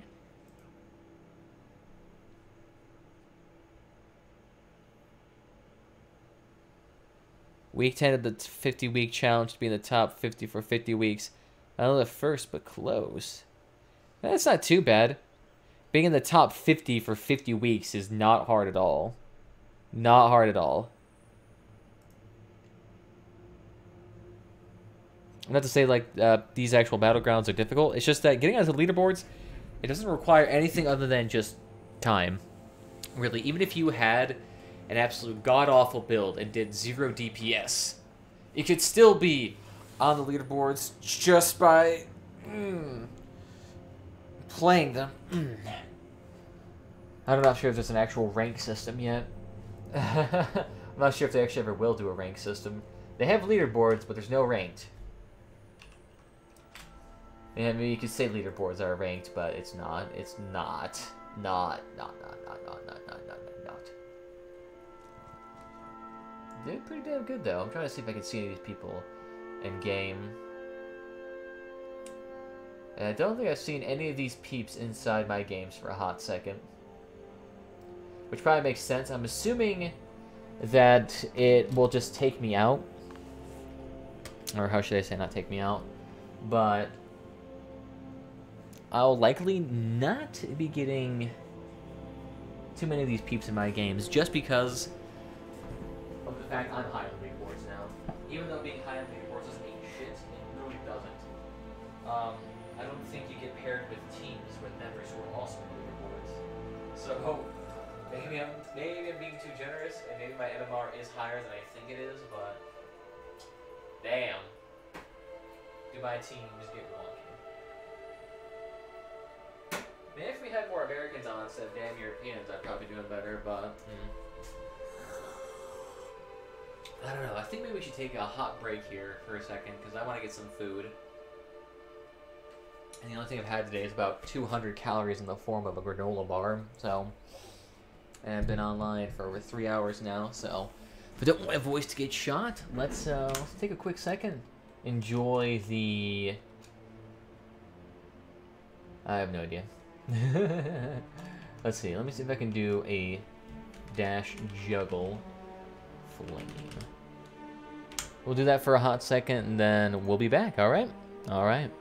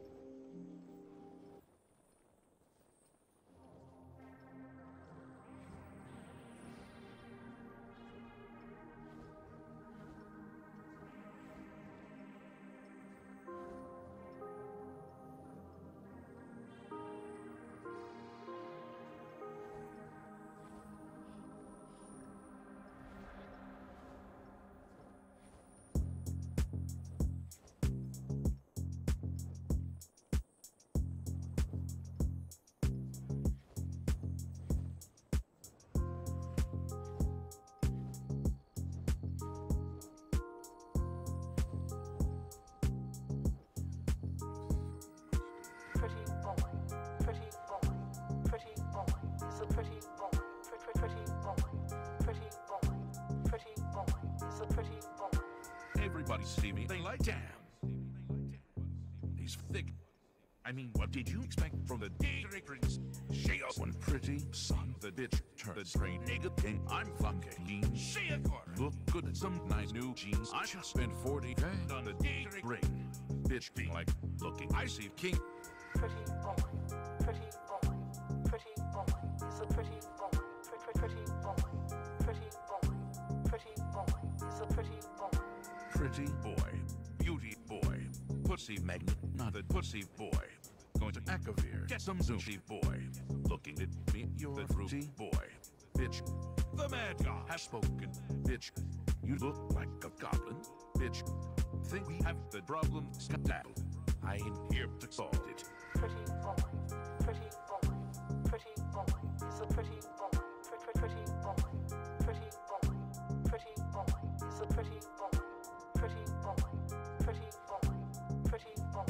He's a pretty boy, pretty boy, pretty boy, pretty boy.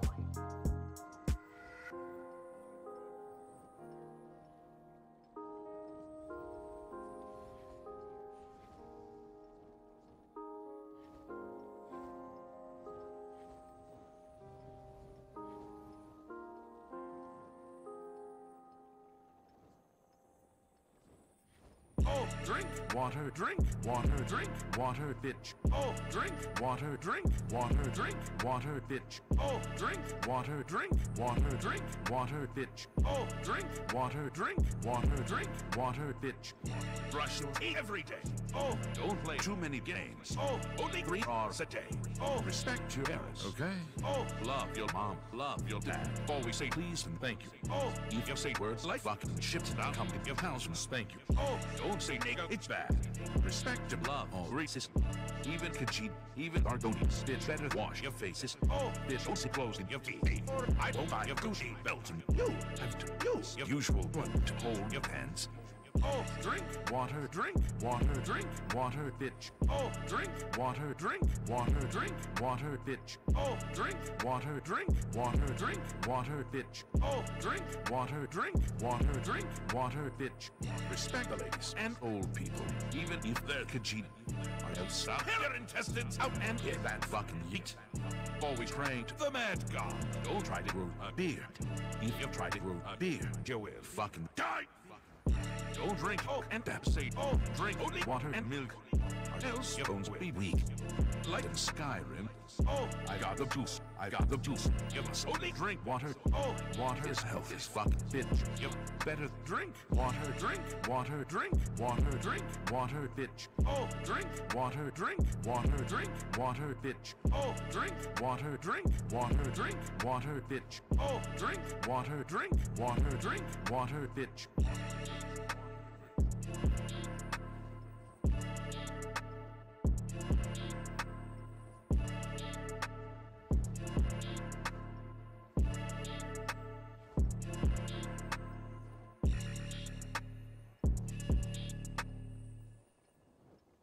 I've been in the kitchen, saucing. I've been bossing in the kitchen, saucing. I've been bossing. Bitch, I'm a baker, cause I keep making bread. Sure, keep looking like a snack. I eat it up, shit. Give me head whole thing in the kitchen. Eat it good. I keep them fed, and I have a special fork. Nigga, call me big head. All game smoking, cooking. Got a fast like cooking. Green got a big high, so it's high rock when I'm cooking. Bitch got a fake booty, so it's looking pretty cooking. I don't know about her pussy, but I don't like it, and it really began to smell. To be honest, I've been in the kitchen, saucing. I've been bossing in the kitchen, saucing. I've been bossing in the kitchen, saucing. I've been bossing in the kitchen, saucing. I've been bossing. bitch. I've been making no. Hey, every door wanted to take her picture with the go. Hey, and I'm smoking greens. Hey, then might be my meat. Hey, wanted beef with me. Hey, nigga, brush your teeth. Hey, I like my pictures like I like my armor. Ebony, try that's like me. Boy, you don't know my ebony. Hey, I'm fetching better than the thought more ebony. Hey, I've been in the kitchen, saucing. I've been bossing in the kitchen, saucing. I've been bossing in the kitchen, saucing. I've been bossing in the kitchen, saucing. I've been bossing.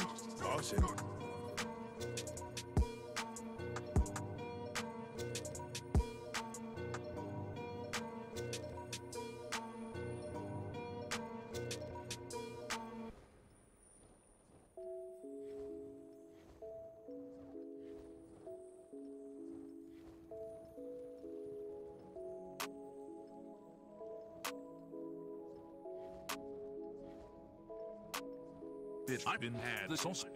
Crash Alexis got the Porsche. You can call me Shiogora, but my fuck last name been Frost Boy. My fuck last name been Frost. Cop me some Gucci. You don't know the Frost. Shout out to ask a nigga. I see Frost. About to kill you niggas. You already lost. Oh, about to kill you like the oh. Niggas been smoking. Oh, you stove. They say nigga died rank. That fucking soon. Foreign wind rank. New. Oh, Gucci slippers rank. New. Oh, private jet. Oblivion paper for you. Oh. Skirt. Foreign whips. Oh, hey, airships, little Shio with the ships. Oh, hey, foreign whips. My bitch got them foreign hips. Oh, hey, with my drink, fuck her and have foreign kids. Hey, take this with my ice skirt through this. Oh, hey, juicy lips. It's my ass. You can kiss. Oh, hey, niggas move with a flat of a wrist. Oh, hey, it's a private party. You not on the list. Oh, hey, fuck with me. Oh, you do not exist. Oh, hey, count my septums. Oh, and I spend them quick. Make $1 million spend this ship. Please don't kill me. I submit. I ain't here to babysit. You ain't with me. You swim. All my niggas been catering. All my bitches been catering. It's really blessings on blessings on blessings. I'm doing green like I made it. Killing my hoes like I'm taken. Fucking my hoes like the rusty Arboni made it. Oh, what? Hey.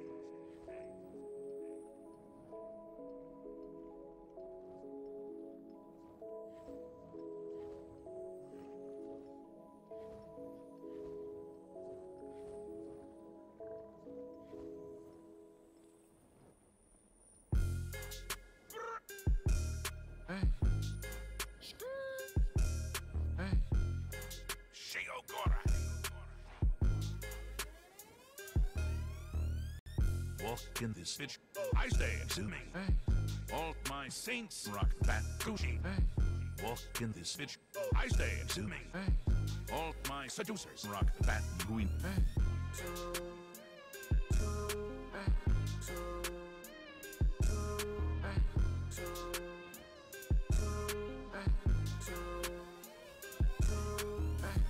Money where I walk, money where I talk. Flexing my skirt off. Welcome to Gucci. I'm looking Gucci, yeah. Niggas looking goofy. I'm looking juicy, like I'm in a movie. Pop a bitch, nigga, like power skirt. Then I get the fuck power. Heck, that's some pretty fresh lean cash in bitch, like looking icy king. Walk in this bitch, I stay assuming. All my saints rock that Gucci. Walk in this bitch, I stay assuming. All my seducers rock that green.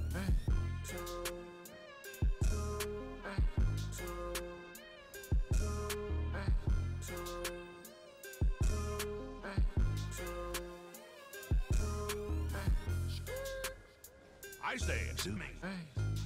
My saints rock that Gucci. I stay assuming. My seducers rock that green.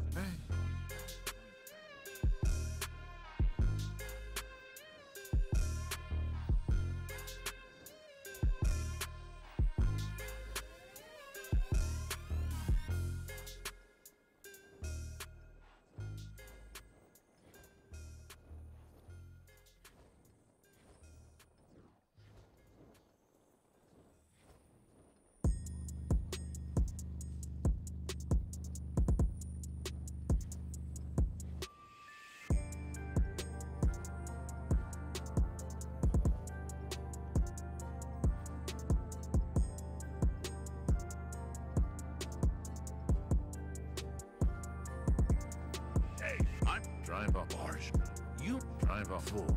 Both of these wits don't exist in Elder Scrolls, but I eat in taverns that you can afford. Your bitch texts me, she calls me Lord Hey. Turn that bitch into a loot, and I play a movie to put that pussy on my Fucking plate, hell. eat it with a cookie. Doesn't everyone love Shiogora the rapping on fat beats? Look at him spitting that fucking fire. Delish. You know what I actually love to see though? One of these days, one of these songs actually make it in, or having Shiogora actually, or rather say, having the voice actor actually start like spitting out these lyrics in his current voice. That would be absolutely fucking hilarious.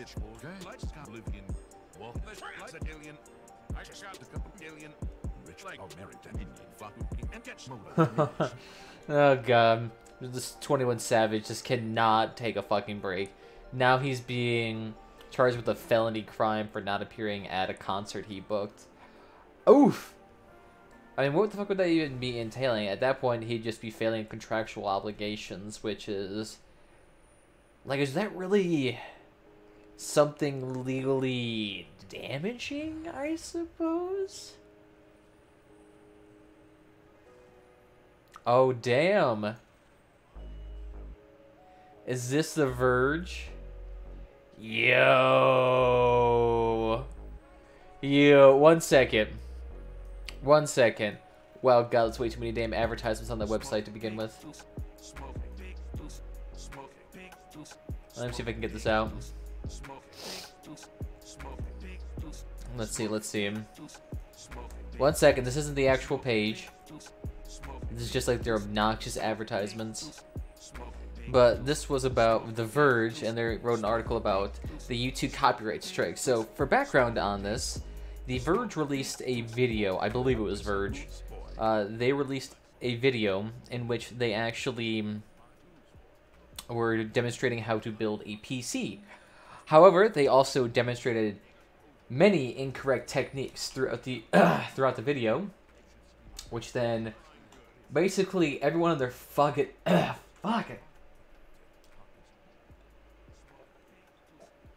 water. Fucking chips are in my throat. Fucking hate. It's supposed to be corn chips are all nice and shit, but damn. They act like dust when they're not and solid. Chair sit. Alright, so if you don't know about the situation, The Verge basically made a PC building guide with an accompanying video.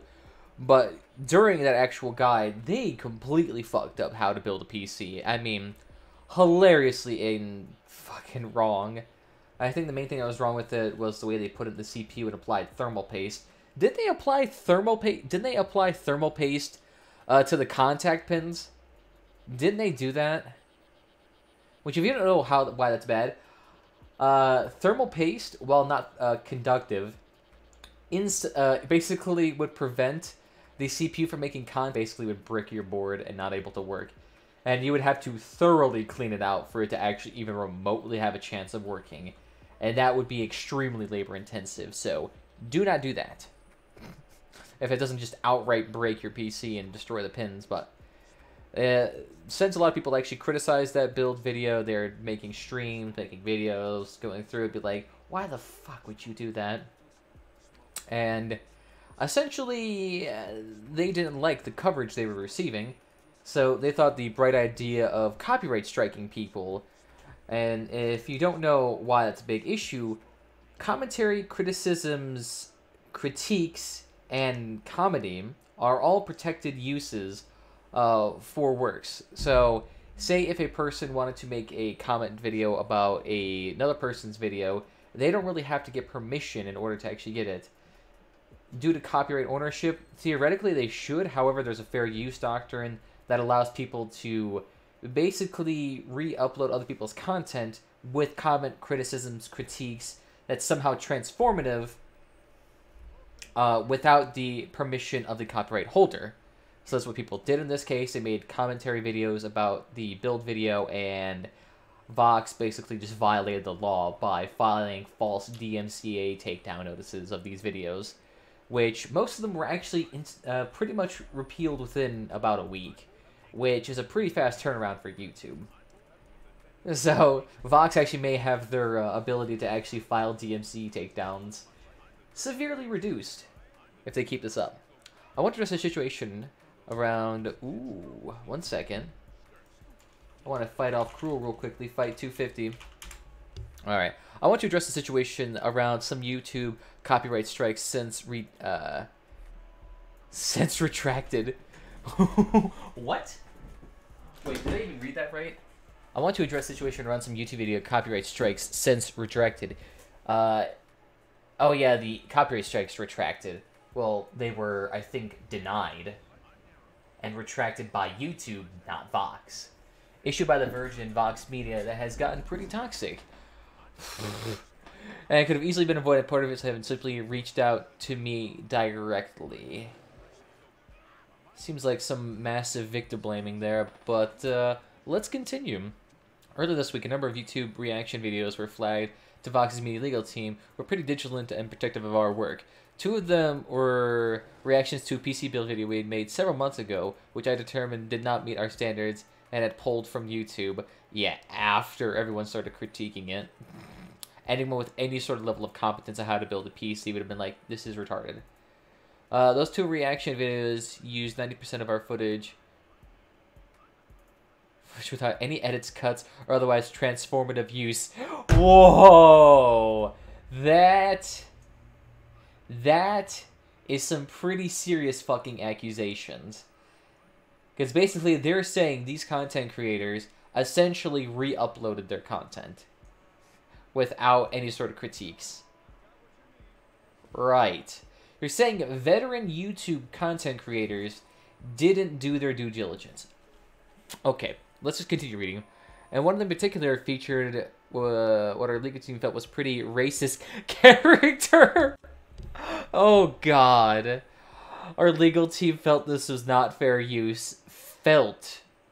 And issued copyright strikes request to YouTube for those 2 videos. A number of very crucial videos, or critical videos, were not responded to in any way. Yeah, probably because they weren't as popular. YouTube notified the 2 channels in question. They don't really have a very good track record of doing that. So there was a chance our request wouldn't make it through and asked our legal team for their case. Our team made the case. YouTube agreed the videos were not fair use and issued the strikes. I don't know. YouTube doesn't actually really look at these issues or claims in depth at any sort of level until post-fact. Initially, they just let the DMC takedown go through unhindered, unless it's from a company that has a history of abuse. Otherwise, if you're fairly trusted and don't have any issues, they'll just, yeah, we'll agree with you. Yeah, I'm not really going to look into it, but I'll agree with you. When this was brought to my attention a few hours later, I told them that although I fully agree with their legal argument, I didn't think we should use copyright strikes against legitimate channels, even if we thought videos had crossed the line, which they did not. Again, I fully agree with our legal team that these videos crossed the line of fair use. Then... You're retarded, what the fuck? At my direction, the strikes were retracted. Here's a note from YouTube. Hello, thanks for your message. We have processed your retraction. Regards to the YouTube legal support team. Dial reacts to the Verge's PC being designed, the Vox Media. Okay. Yeah. Again, these strikes were retracted at my specific instruction, not through any YouTube dispute process. Yeah, because people started to actually make videos about this, and you started getting a lot of shit for it because people could clearly tell it was gross abuse of the copyright system. Again, the strikes were retracted at my specific instruction, though any YouTube dispute process. The Verge has written many times about the problems with YouTube's copyright enforcement mechanism, and I do not think it works well enough for us to use it in cases like this. Well, no. What do you mean, use it? Do you mean use it to squash dissent of your video? Is that what you fucking mean? Because you can't use it for that. That's infringing on people's free rights, in America at least. If you have an issue with a video, you can make a comment, you can make a reply video using that same video, and do your own fucking way with it. And yet, instead, you felt the need to silence them because of their opposition, especially for something so fucking old. 7 months. You kicked a sleeping dog for no reason. One thing I didn't do was tweet about it, because I didn't think the nuance of the situation will lend itself to tweets. You can make a essay-long string of tweets easily. Doesn't take very much. There were strikes, and the strikes were redacted. There were strikes, and the strikes were redacted. I assume everyone would move on. No! Because the thing is, filing false fucking strikes against channels, especially against people who actually utilize this fucking platform for their actual income, to feed themselves, to pay for their rent, to pay for their kids' fucking education, it's not something that you just throw willy-nilly around. You don't file the equivalent of a fucking lawsuit against somebody unless you actually have some balls to back it up, or some damn evidence. Otherwise, doing shit like this, hurting people for the fucking sake of a reactionary jerk because you think some guy's caricature is fucking racist, is a stupid way to kind of hurt somebody's fucking reputation, to hurt their channel, to hurt their income. Fuck off. God. I did, however, respond to every single person who reached out to me directly. I know it's everyone because only 3 people actually did that. Stop copyright striking innocent people. People are innocent and under legal rights, such as Bitwit Kyle on YouTube, should not be copyright striked.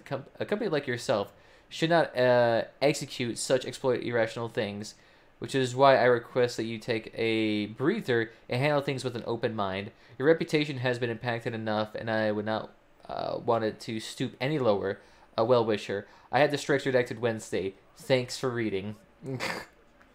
Still, though, you still issued the strikes, and you still felt the need to redact them, which means you felt that you were in the legal wrong, or you were pressured by the wider society because, oh no, my little fucking secret got out. I didn't mean for me to punish 2 well-established channels and just have it brush under the rug, because no, it's not copyright claim. You can claim it, fine, that's easy, you can do that. And most people won't even fucking care, question mark. The Verge YouTube channel has since been brigaded with dislikes and nasty comments. Oh my god, don't even go there. And there are now death threats we had to think about. Here's one. Good luck staying alive. The internet doesn't forget. No, oh my. Do you think it's a death threat? I think that's just people making a comment about the livelihood of your channel and your channel health. It's not an actual threat onto the authors. Oh my fucking god. Do I even have to explain how this is even more stupid than it looks? Oh my god. Oh my god. Oh my fucking god. This one's pretty disappointing, especially since I had retracted the strikes, and none of the people involved thought it important to simply ask me about it. Well, probably because they didn't know how to contact you. If everyone involved could take a moment and think about making sure they actually know what they think they know, and the value of communicating directly instead of simply reacting. What do you mean? Would you prefer they would send out an email, and you would have said, no, we felt that we are in our right to strike down your video since it is non-transformative. And the thing is, too, when it comes to a lot of these cases of copyright strikes, people have to react. They have to make a stink about it. Otherwise, these things get buried under the wave of content that's uploaded to YouTube every 2 seconds.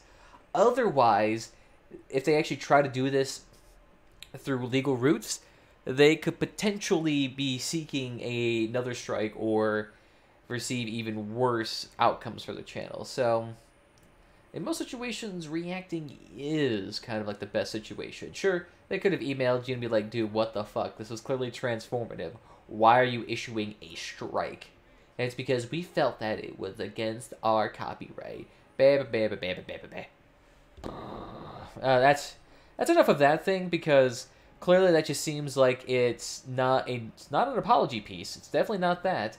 They're staying firm on their position that they were in their rights, and then ended it by saying, we're actually the victims because we received one nasty comment about our livelihood of our channel, which we then interpreted as a death threat.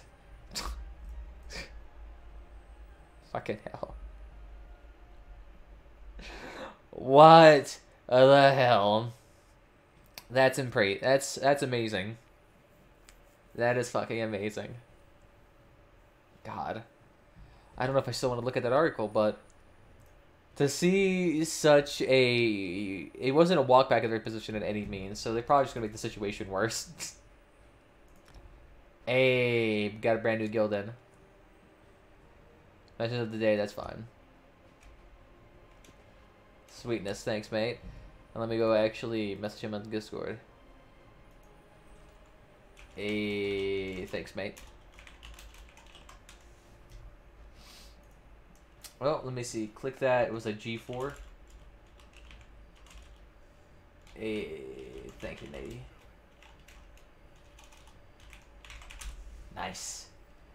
Nice. So now I can actually go ahead and sell this crap on the auction house, because I have a lot of stuff I do not need. Because I ain't going to be making any of those Bretonian tables anytime soon. That shit's too damn expensive. I'm just going to start selling all my blueprints on the auction house and start getting some actual good. See what we can actually make here. Verizon Cloud software. Please fuck off from my phone. I do not need to print off a damn canvas picture that's 15 feet wide. Why would I even need that? What kind of advertisement? Do you think I'm like running a drug cartel and I'm just like, free weed samples, put it on the corner of Detroit or some shit? Put it on the corner of 8 Mile? See what fucking happens. Nah. Oh yeah, there was that new not birthday song. That new Bruno Mars and Cardi B song out there. The beat on it is absolutely fantastic. The actual song itself fucking sucks. Because the lyrics on it, they're just typical stuff. Not really anything entertaining.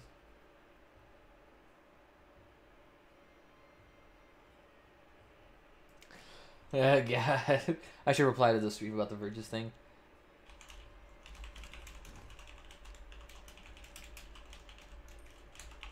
Doubling down on their...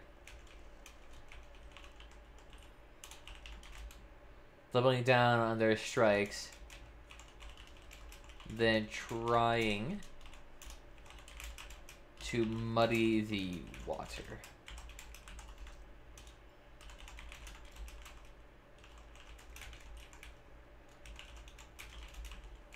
They are the victims. This is just a mess.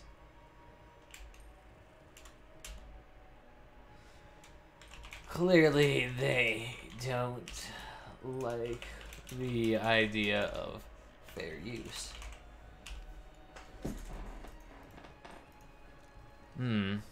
That's just stupid. That's just stupid. The thing is that if they try that again, I feel like they'll eventually start running out. They will... What am I trying to think? They will not be able to actually file copyright claim notices with YouTube.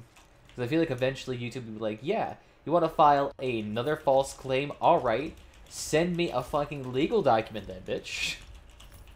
Otherwise, I don't give a shit.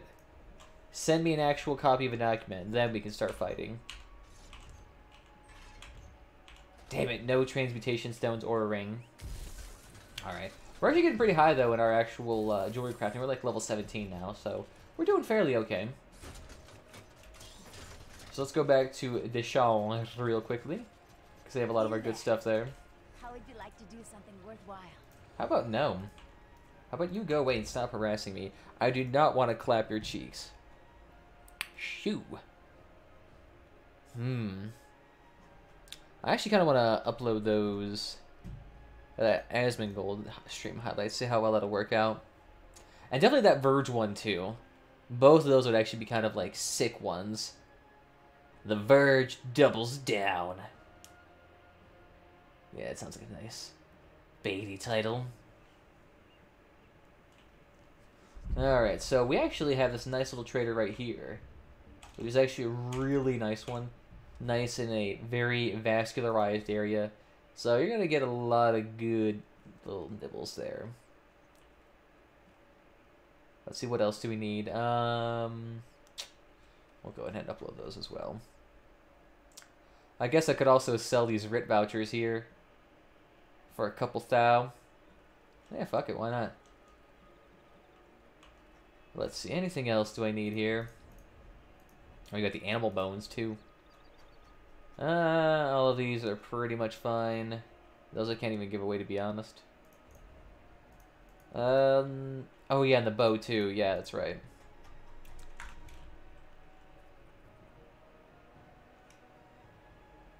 This one has what you need, and yet he was deadly silent. Alright, so let's sell this one for blueprint, listing 1 of 30. So I'll list this for a solid... I'll list it for 14 since that's easiest. Alright, so list that. This one can be listed for 12,000. Akaviri, that can be listed for 11,000. Veteran stabs, that can be listed for 17,000. And let's see, what else do we got here? I really don't care about these per se. These I could actually sell for a lot of money too, but they're housing items. You gotta keep them. Let's see. This we can go ahead and sell. That thing's worth a lot. Holy shit. 46,000. I mean, look at that bad boy. And then Breton Runner, that is worth a grand total of... We'll list that for 32,000. And then what else is there? How much is this table worth, actually? Oh, it's only worth 4 grand. That's actually still pretty worth much. Spriggan's Bow, that's right. That thing needs to be sold. We'll sell that for 14,000. Sweet, sweet, sweet. Oh! Whoo! Oh my god, do you see that thing? Spell Strategist. TCC suggested price, nearly $50,000. Wow. And that's with 67 listings. 67 listings. Wow. Alright. $48,000. Damn, that's impressive. Let's see, anything else in here in the meantime? I could sell all those writs, so I could do that. True, true.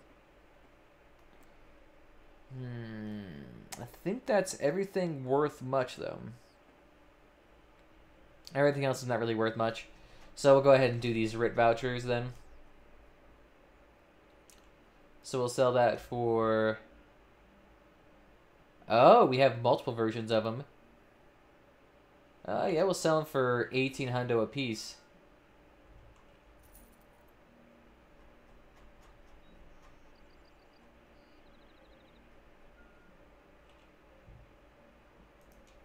$1,800.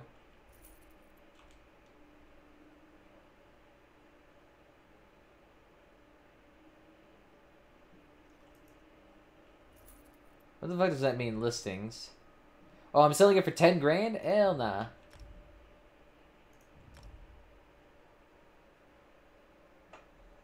I'm not selling these things for that much. I just want to sell them for 1,800. I mean, these bad boys are worth nothing. I'm not sure why the fuck they desired that. So we'll sell you for... Oh yeah, there was that one right here for 8,000. So we'll do for 1,400. 1,400. We'll put you up for 8,000. Because I actually can't craft that one. 1,500. This one is another 1,400. We'll do that one for 1,300. This one's another 1,600. Yeah, just do that. And then this one's 1600. And we'll do that one for 14. So all those should be the correct price. Yeah, there we go. So that looks a lot better. Oh wow, look at that. Items sold, 11 grand. Sweet. I didn't have to do anything and I fucking got 24,000 gold. That's pretty fucking sweet. That, I like that. 1900 because that's selling for 2 grand. That's selling for 200. I feel like the wood ones would be worth more since wood's a lot cheaper than steel. And so you wouldn't be really spending much. Like for me, making wood items is the cheapest thing I could do since I have so much of it. Let's see, you're selling for 1.8. Yeah, sweet. There we go. Another 18 listings on that place. They better be happy with that. Could actually just gave him a shitload of money. Not bad.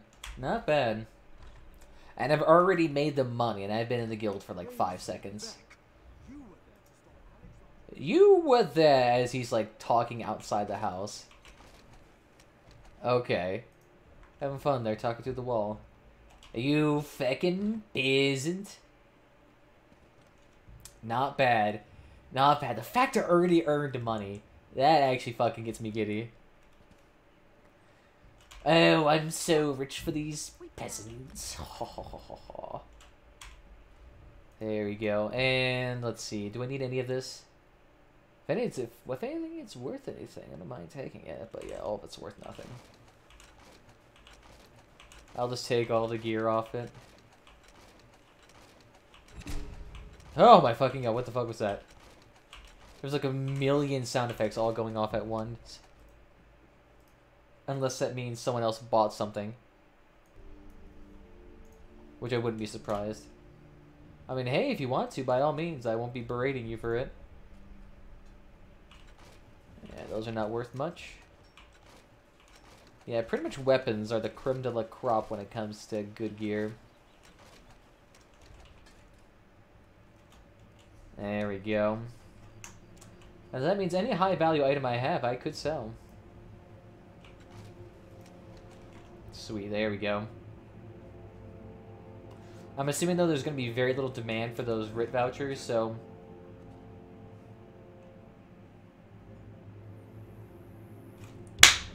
Hey! Someone bought the damn table! Holy shit! Damn! Oh my god, we're earning so much! Alright. That makes me want to do this. 1 second, I got an idea. You there. Let me get some more of those bad boys. Clearly bad people are fiending for these things. Ah. Let's go ahead and open these up. I mean, these stuffs are worth nice.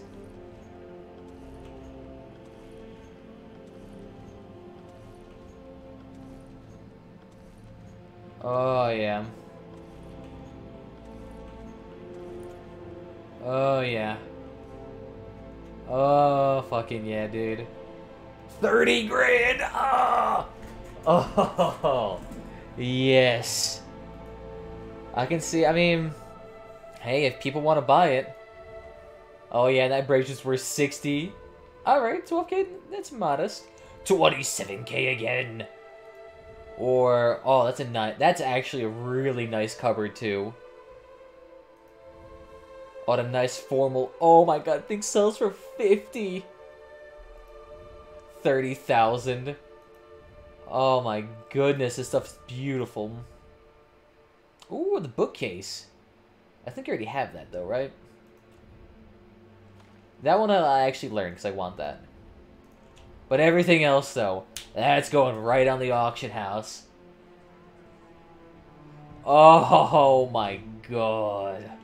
That is so fucking much. Let's go ahead and sell these things then. Alright, so minimum price. Alright, we'll sell that for 25. We'll sell that for 16. Yeah. I just gotta make sure I'm actually listing them for the correct price. So got another 20,000 there. Got another 12,000 here. Got that another here for 17,000. Another one for 62,000. Jesus Christ. The fact I can make this much. I mean, I'm probably making close to $1 million today if everything sells. Because I am lowballing myself to an unholy degree. So then this goes for... We'll sell it for 35. Because I'm looking at the minimum prices, and the minimum prices are really, really kind of low sometimes. 31,000. Yeah. That seems right about 1,600. I mean, do you see my listings here? They are valuable. They are valuable. So I'm gonna be earning some big bucks then, if that's the case. And my guild's gonna be earning even more. I mean, if they even earn 1 to 2% of what from all that, that's still gonna be a couple thousand at least. So they better be happy with me.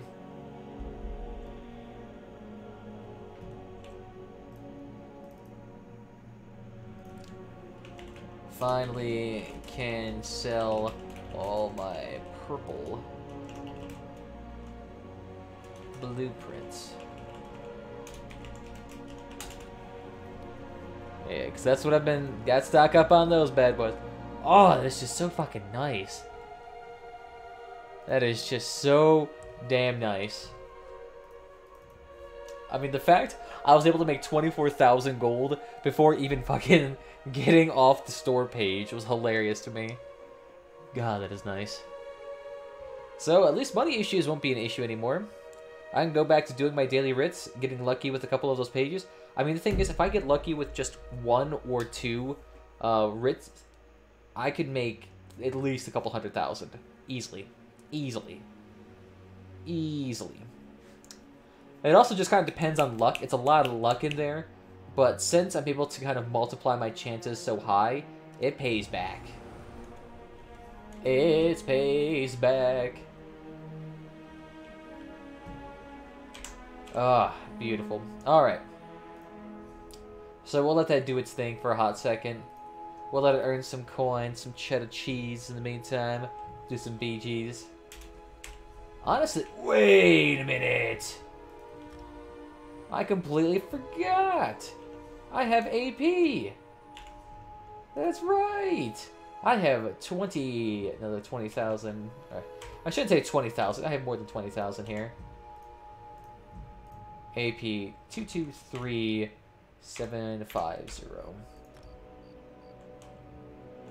Yeah, I have 2.47 million. It's a lot. It's a lot. So what I can actually do with that, I can use that to buy more motif pages and then sell that for a profit. Ah, that'd actually be kind of sweet then. It's just figuring out which one is worth the most. Which one shall be worth the most in the end to the highest bidder? I would love to see the most money possible. I think we'll be doing quite nice then.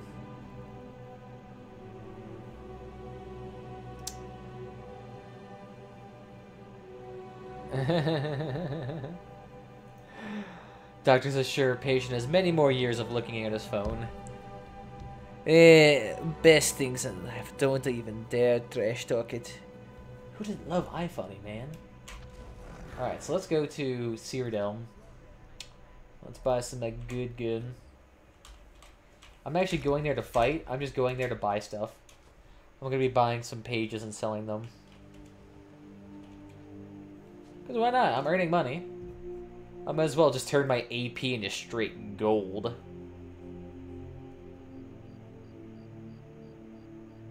Da da da da da da.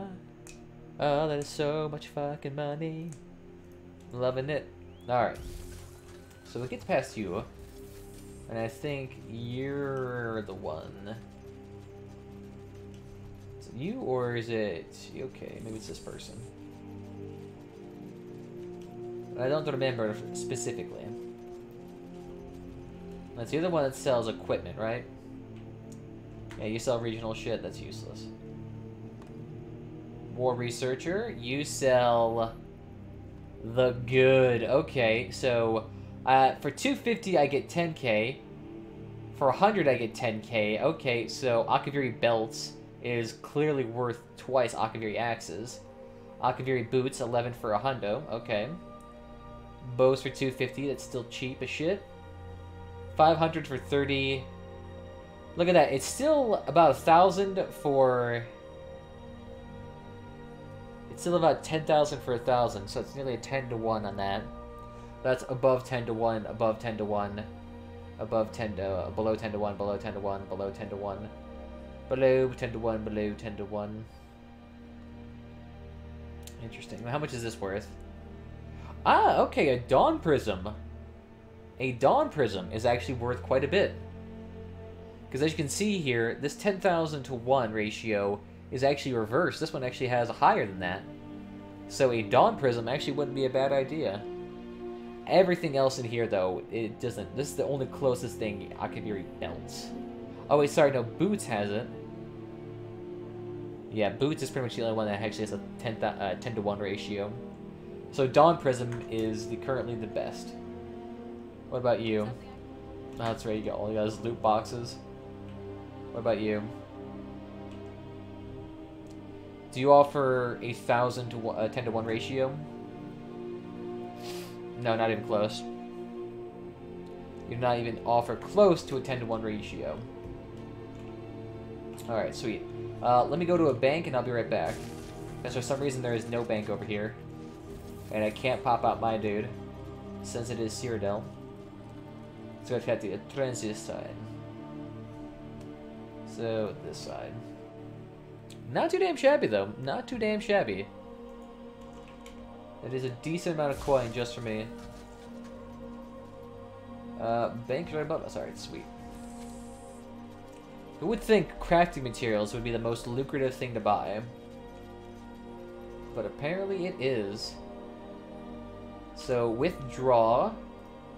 We'll take out 2.4 million.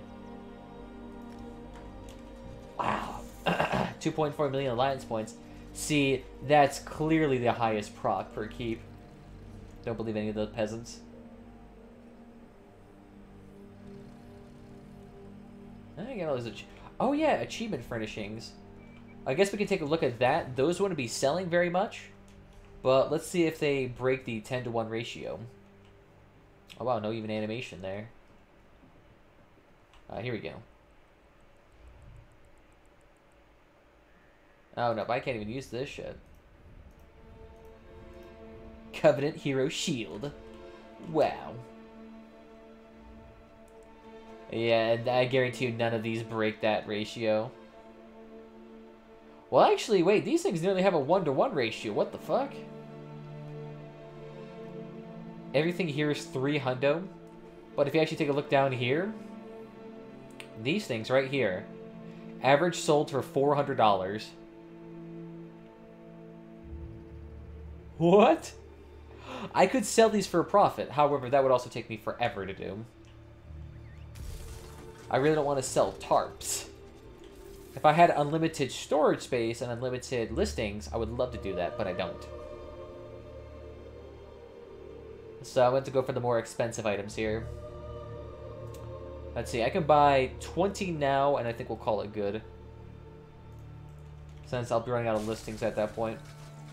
I mean, I could put them in larger stacks of them one at a time. But the thing is, I doubt people want to buy Dawn Prisms in bulk. So we'll just buy them in small scale right now. So buy multiple. How much did I say I'd buy? About 20? Yoink, thank you. No one's really going to be buying them in bulk. That still cost me $2 million. Or 2 million AP. Which takes ages to fucking farm. The Akaviri stuff's actually not worth... It's not worth your time. So let's skedaddle on out of here. So he's going to be liking that. I mean, that's a decent chunk of cash. Ooh, 4 red whips. 4 red whips. Oh, God. The Shrine of Mara stuff again is back again. Wedding Blossoms for 2,000. A Gazebo for 50,000. A Barogula Bear for 35,000.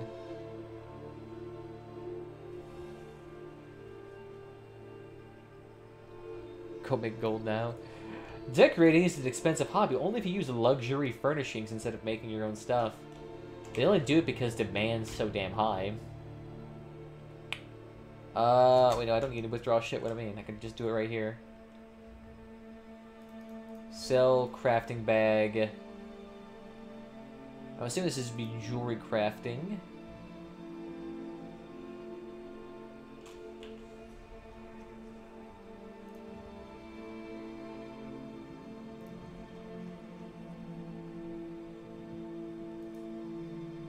What's this blood scent?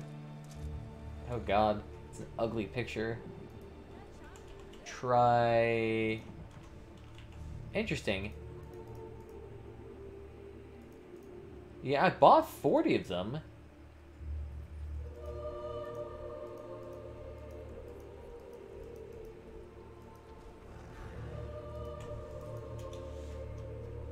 Wait. Oh, Dawn Prism. Okay, I got it. I can spell it wrong.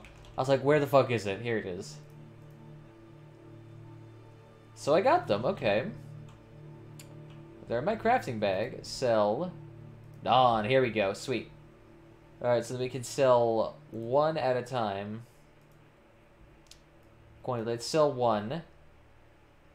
And let's sell one each for about 12,000.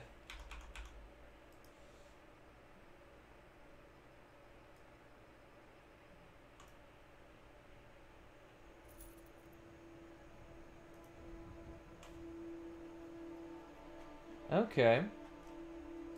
So, I got a decent while to wait on those. That's fine.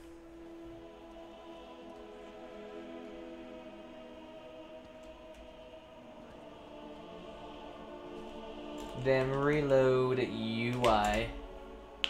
Sweet. So if I actually log all of these things on, that means they'll be on the TTTC little websites that if anyone actually looks for those pages, they will see mine as one of the lowest listed prices. And then be like, wow, that looks fucking sick, dude.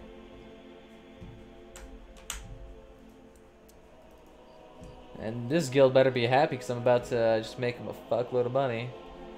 I mean, if everything sells in my bank right now, if everything sells, I'm making cash. I am making fat fucking stacks.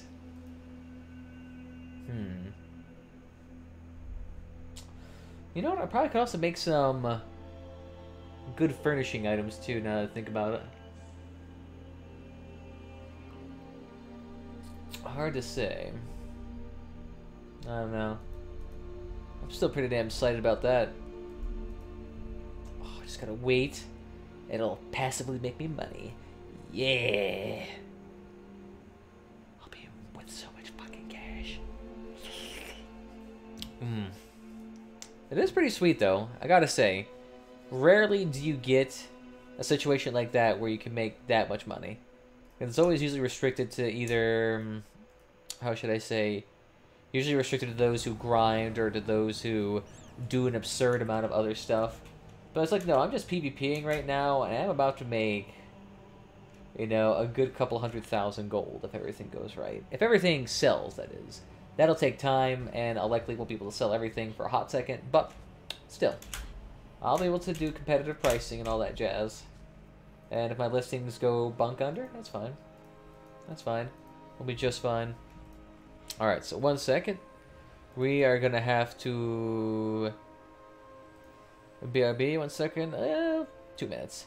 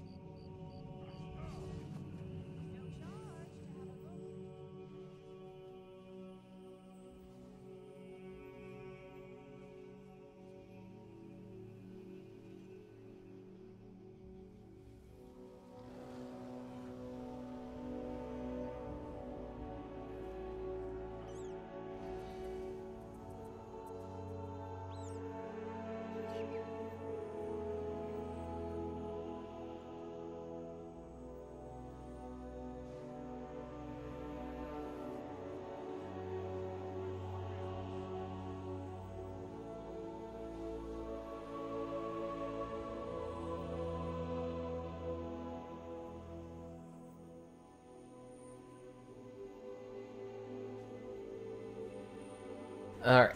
Alright. Alright. Let's get started. Deathmatch. We must kill. We must maintain. Oh! Wait! Fuck! I completely forgot again. Oh my god, how could I forget the one item in my inventory that is worth a shitload? How could I have forgotten? The ring, my dudes. The ring. I think that's worth like 80,000 fucking gold. How could I forget to sell that? Of course it was locked. That was probably my issue. I've been sitting on these things for a while now, so I'm just going like mentally insane.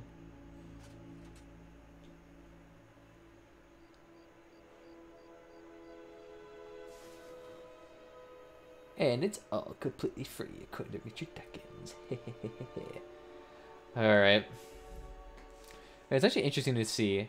I'm actually curious if my friend... Blade Bowquest is actually still doing well on his stream. Okay. Okay, he's not doing too bad. He's playing Black Desert Online on the Xbox again. Not too damn shabby.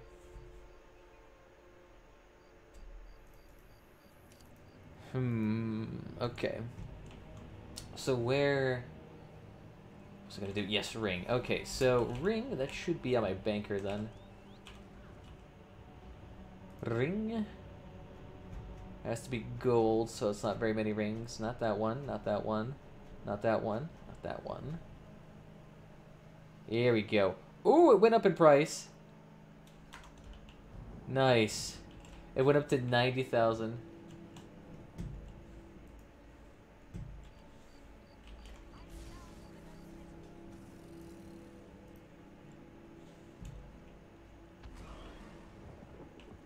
Nearly 1,000 listings. Nearly 2,000, I should say. Alright, so let me take... Actually, I'll probably take these off, to be honest. Well, I'll not be refunded the fee.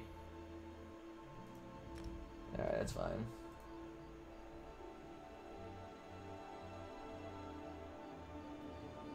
I don't know why that fucking song's stuck in my fucking head and my neighbor's playing it right now. Thank you. Here we go. Let's list that for 90. There we go. Listing fee for nearly $1,000. But I'm still going to be earning a decent amount of money if that thing actually fucking sells. Ah, that'll be nice. I'll take back that little worker rig too.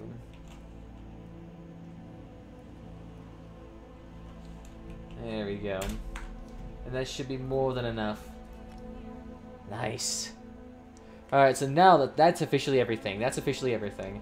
I don't remember anything else I have to sell, so we'll keep it good there.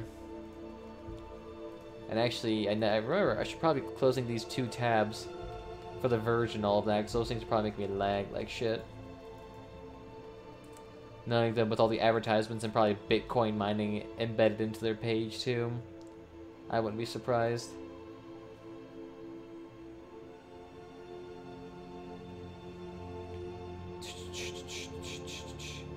Look at that, both Asmongold and Soda Pop Runner on. But it looks like Anthem has just launched. And Anthem is still behind Apex Legends. Fucking lol, dude. Even Fortnite's above Counter-Strike and League right now. Hell, I wouldn't be surprised if Metro Exodus manages to pump out Anthem out of the way. I mean, Metro games are pretty damn sick. It's kind of unfortunate that if you want to get the good ending, you have to basically play as a pacifist, which I don't give a shit about. I don't want to play a pacifist. That's boring. And then why would these creatures care if I killed Nazis and supremacists and shit trying to make people kill me? It's like, dude, let me just throw a knife. Let me have some fun here. I don't want to sit here and do all this other boring shit. Alright. I can get the premium battleground supplies too. Then I can sell that. So many things to sell, so little time. To be fair though, I don't really lose that much listing fees.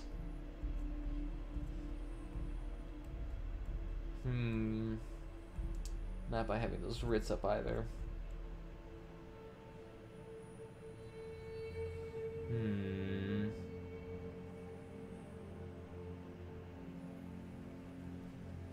Should be okay, actually. Let me think.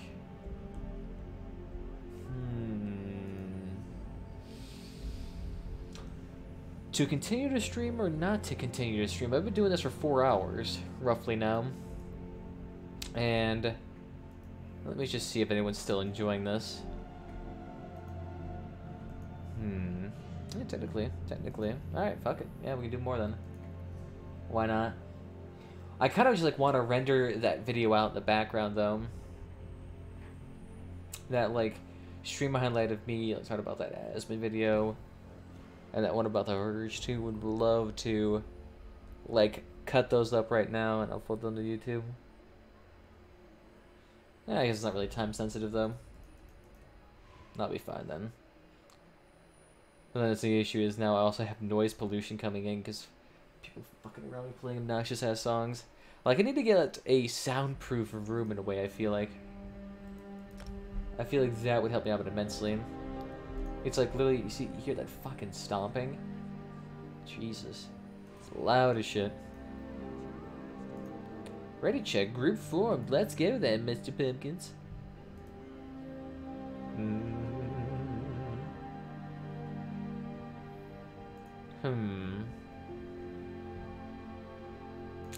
That everyone's starting to get online too, so maybe it might be a good time to stay on.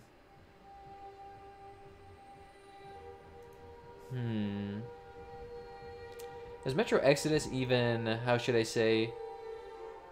I guess it is actually up and running. I always thought it was just more like you had to wait for that since it still had to be released or something like that. Looks very similar to the old games, but looks more open, which I do kind of like. Crazy King. Alright, I haven't done this yet. The complex devoted to the Daedric Prince and Maru's Dagon. I don't even fucking remember what he does. I always hear his name, but I never understand what he does. Clavicus is the one that does the jokes, Mephalos the web spinner, Molite Balls the evil dude, Nocturnal is the night mother. Like, what does... I can't even remember that. There's also Boethia, I guess, but I'm not sure what the hell she does either. Alright. So I'm not sure what Crazy King is. Isn't that where you basically just have to survive getting killed? Or is that Chaos Ball?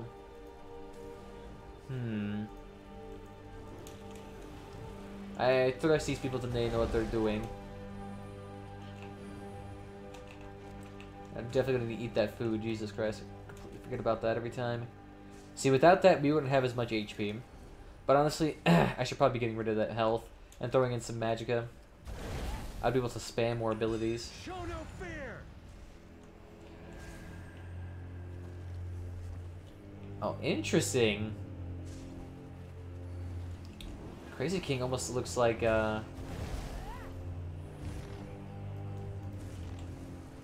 interesting.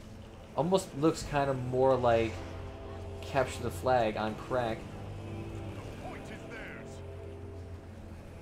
There you go, I'm just trying to heal him up. Walker, watch over us. The point is lost. The point is lost.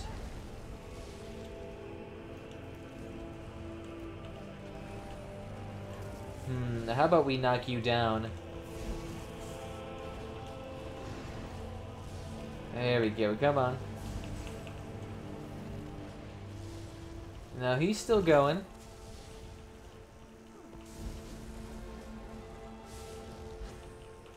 Oh, come on.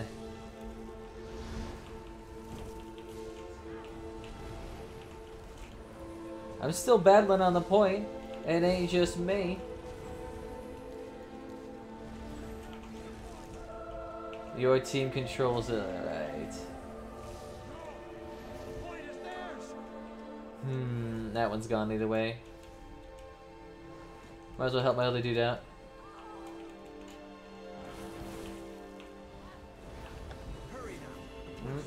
The flag is moved! Oh, fucking double execute.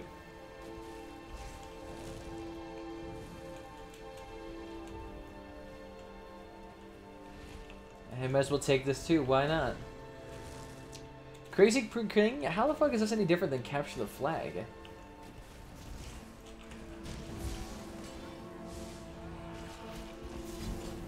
I'm not sure if I'm able to survive this because they all have way too much damage. And I can't face 3 fucking people. But that flag's almost gone anyway, so I'm not gonna get anything from it. They've captured the point! Think we're gonna be fine.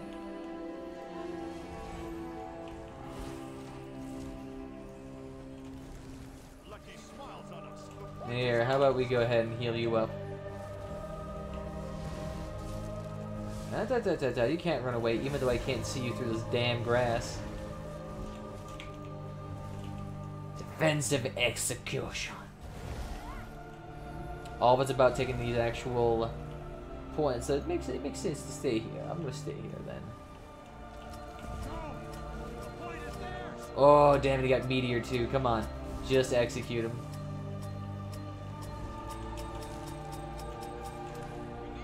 There you go.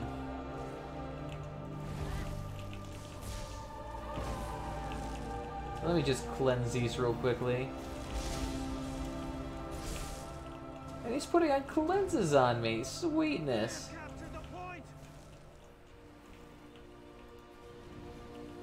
And there we go. Well, I'll give you a little bit of cleanses there too.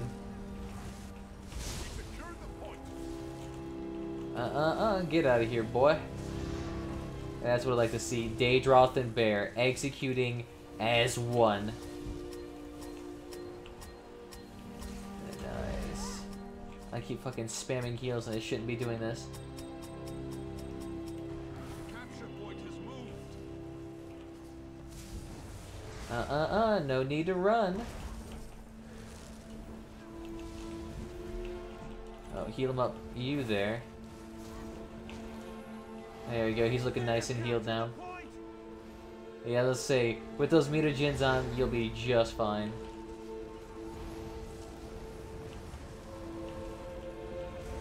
Yeah, so there you go. Just stay on top of those mushrooms, that'll save you all.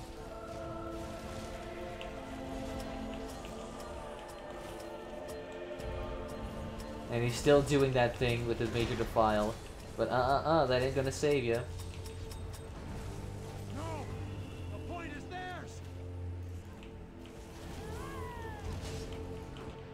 Woo! How many executes did I hit with there? Oh, and a charge too. Oh, merciless charge though. That must be the maelstrom weapon. So I was wondering what the fuck that was. Not too shabby though, and we get our free flag right outside here.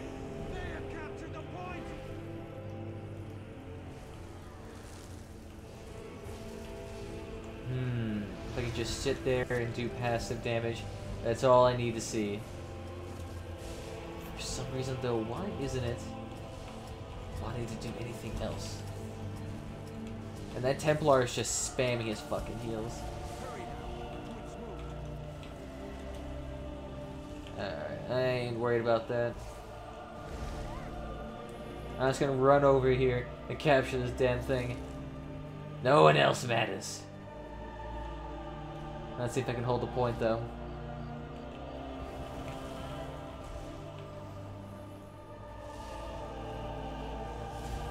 Yeah, I don't care, that ain't gonna help me. Ain't gonna help you either. He didn't use any offensive abilities. Did anyone else notice that? Zero offensive abilities. He just kind of like stood there and was spamming scales, expecting me to attack back. Like, no, bitch. I know what you're planning on doing. You can't be damn slick with obvious things like that. I mean, if he just spammed on a couple of dots, he would have been able to kill me. Because DK dots are deadly. And they apply a multitude of smaller dots that are obnoxious as hell to deal with. Wow, zero competition here. Sweet. Alright, I'll take it. I mean, free flag is a free flag. I mean, did the rest of the teams leave or something? I mean, we're really far ahead now. And now I'm just getting another flag for myself, and there's an empty one over there. What the fuck is going on here? You know, if he's not going to acknowledge me, I don't care. He can ignore me.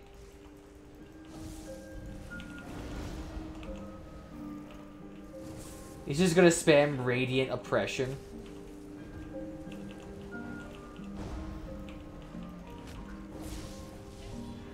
Alright, yeah, do your thing. I don't care.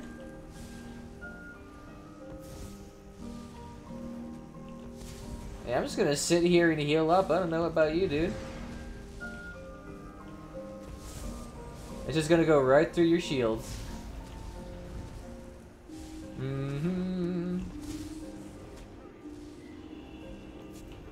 He's like refusing to move off the major defile. God, you are a useless human being. Vigilant Defender, thank you for all of the points. Oh my god. Unless you do some damage first, you cannot spam and execute.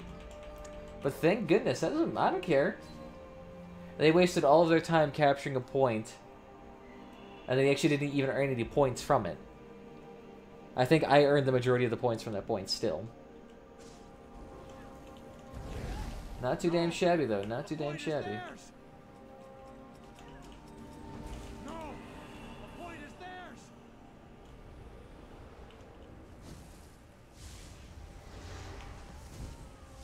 And that dude's just being defensive as shit, which won't work against all of this lovely Oblivion damage.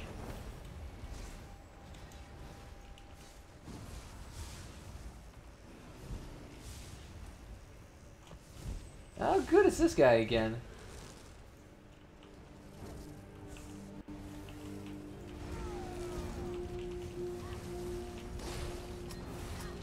There you go. See, just get a little bit of defensive on you and you're fine. Yeah, see? Extra points. Extra points.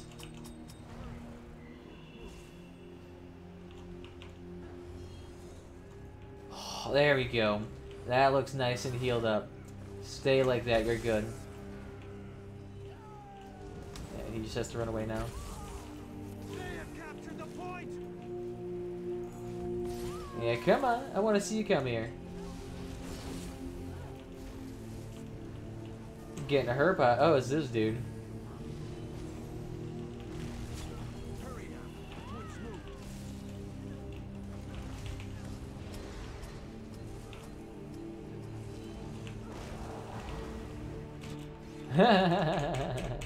Green team. Spam those executes, please. I would love to see some more Radiant Oppressions. I have not seen such glorious execute spamination since the times of Jesus Beam 101. There we go. That's what I like to see. Taking the point.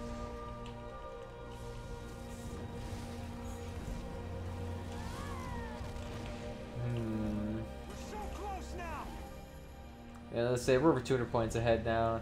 I'm not sure if they'll be able to do a whole bunch here. And we're still going to keep this flag on us.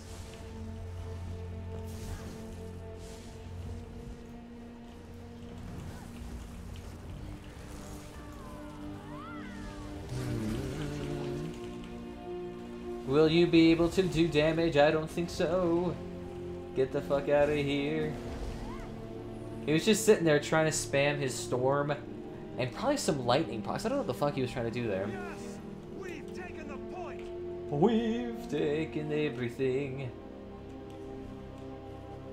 I think I can help this dude out then, since this is more likely to be taken.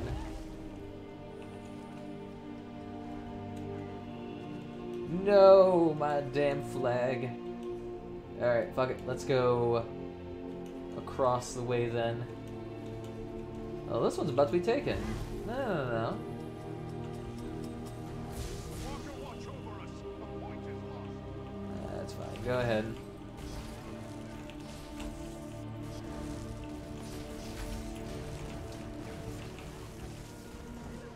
No. What was it even from? It was just light attacks.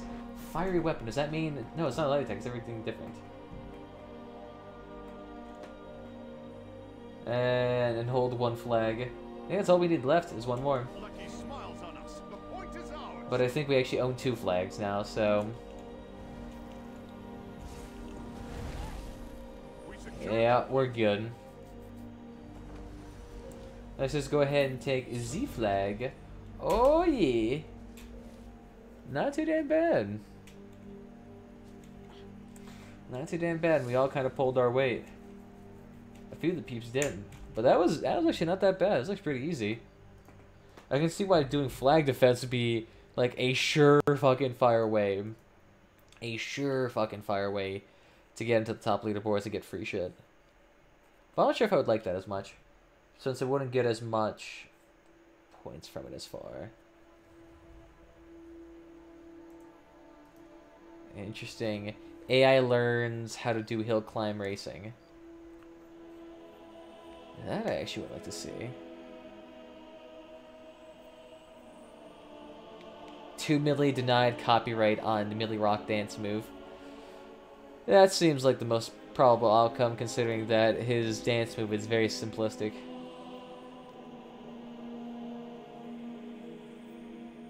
Hey guys, how's it going? Long time no see, I guess. I actually kind of want to see just the final outcome.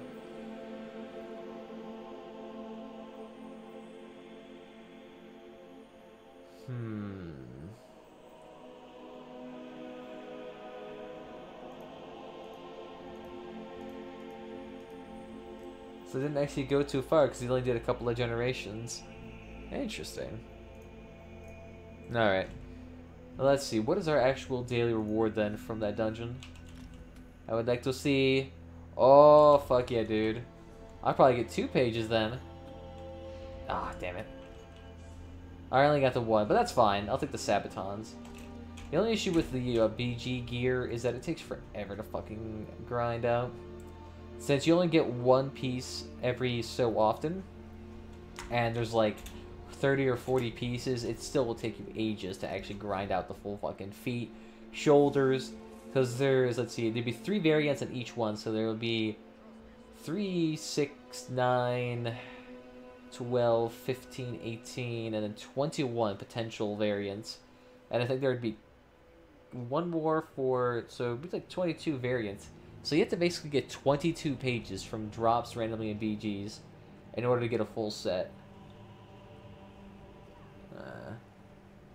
To be fair though, the set looked kind of hideous to be honest. So I'm not even really too worried about it. If it looked cooler, maybe we would be down with it, but right now it just looks kind of eh. Give it a big eh out of eh. It doesn't really do a whole bunch in terms of actual aesthetics. Oh, sweet. So this is a brand new mount. You get a serval. So this will be what it looks like most of the time. Okay. Okay. Cinch serval. Okay. As a sub-sapient of Dimitri lifestyle, I was assigned to mount that would breed an appropriate mount for sages to ride upon when working in the field. I probably present the result of loyal and majestic Saint-Cheval. Oh, so nice. Looks very nice.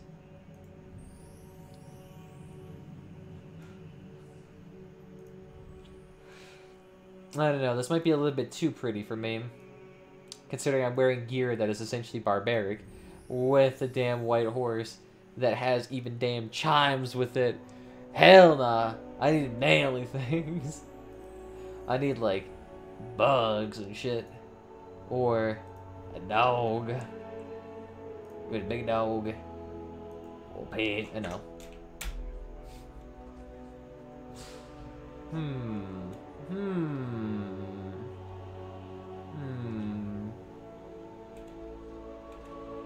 Should I or should I not?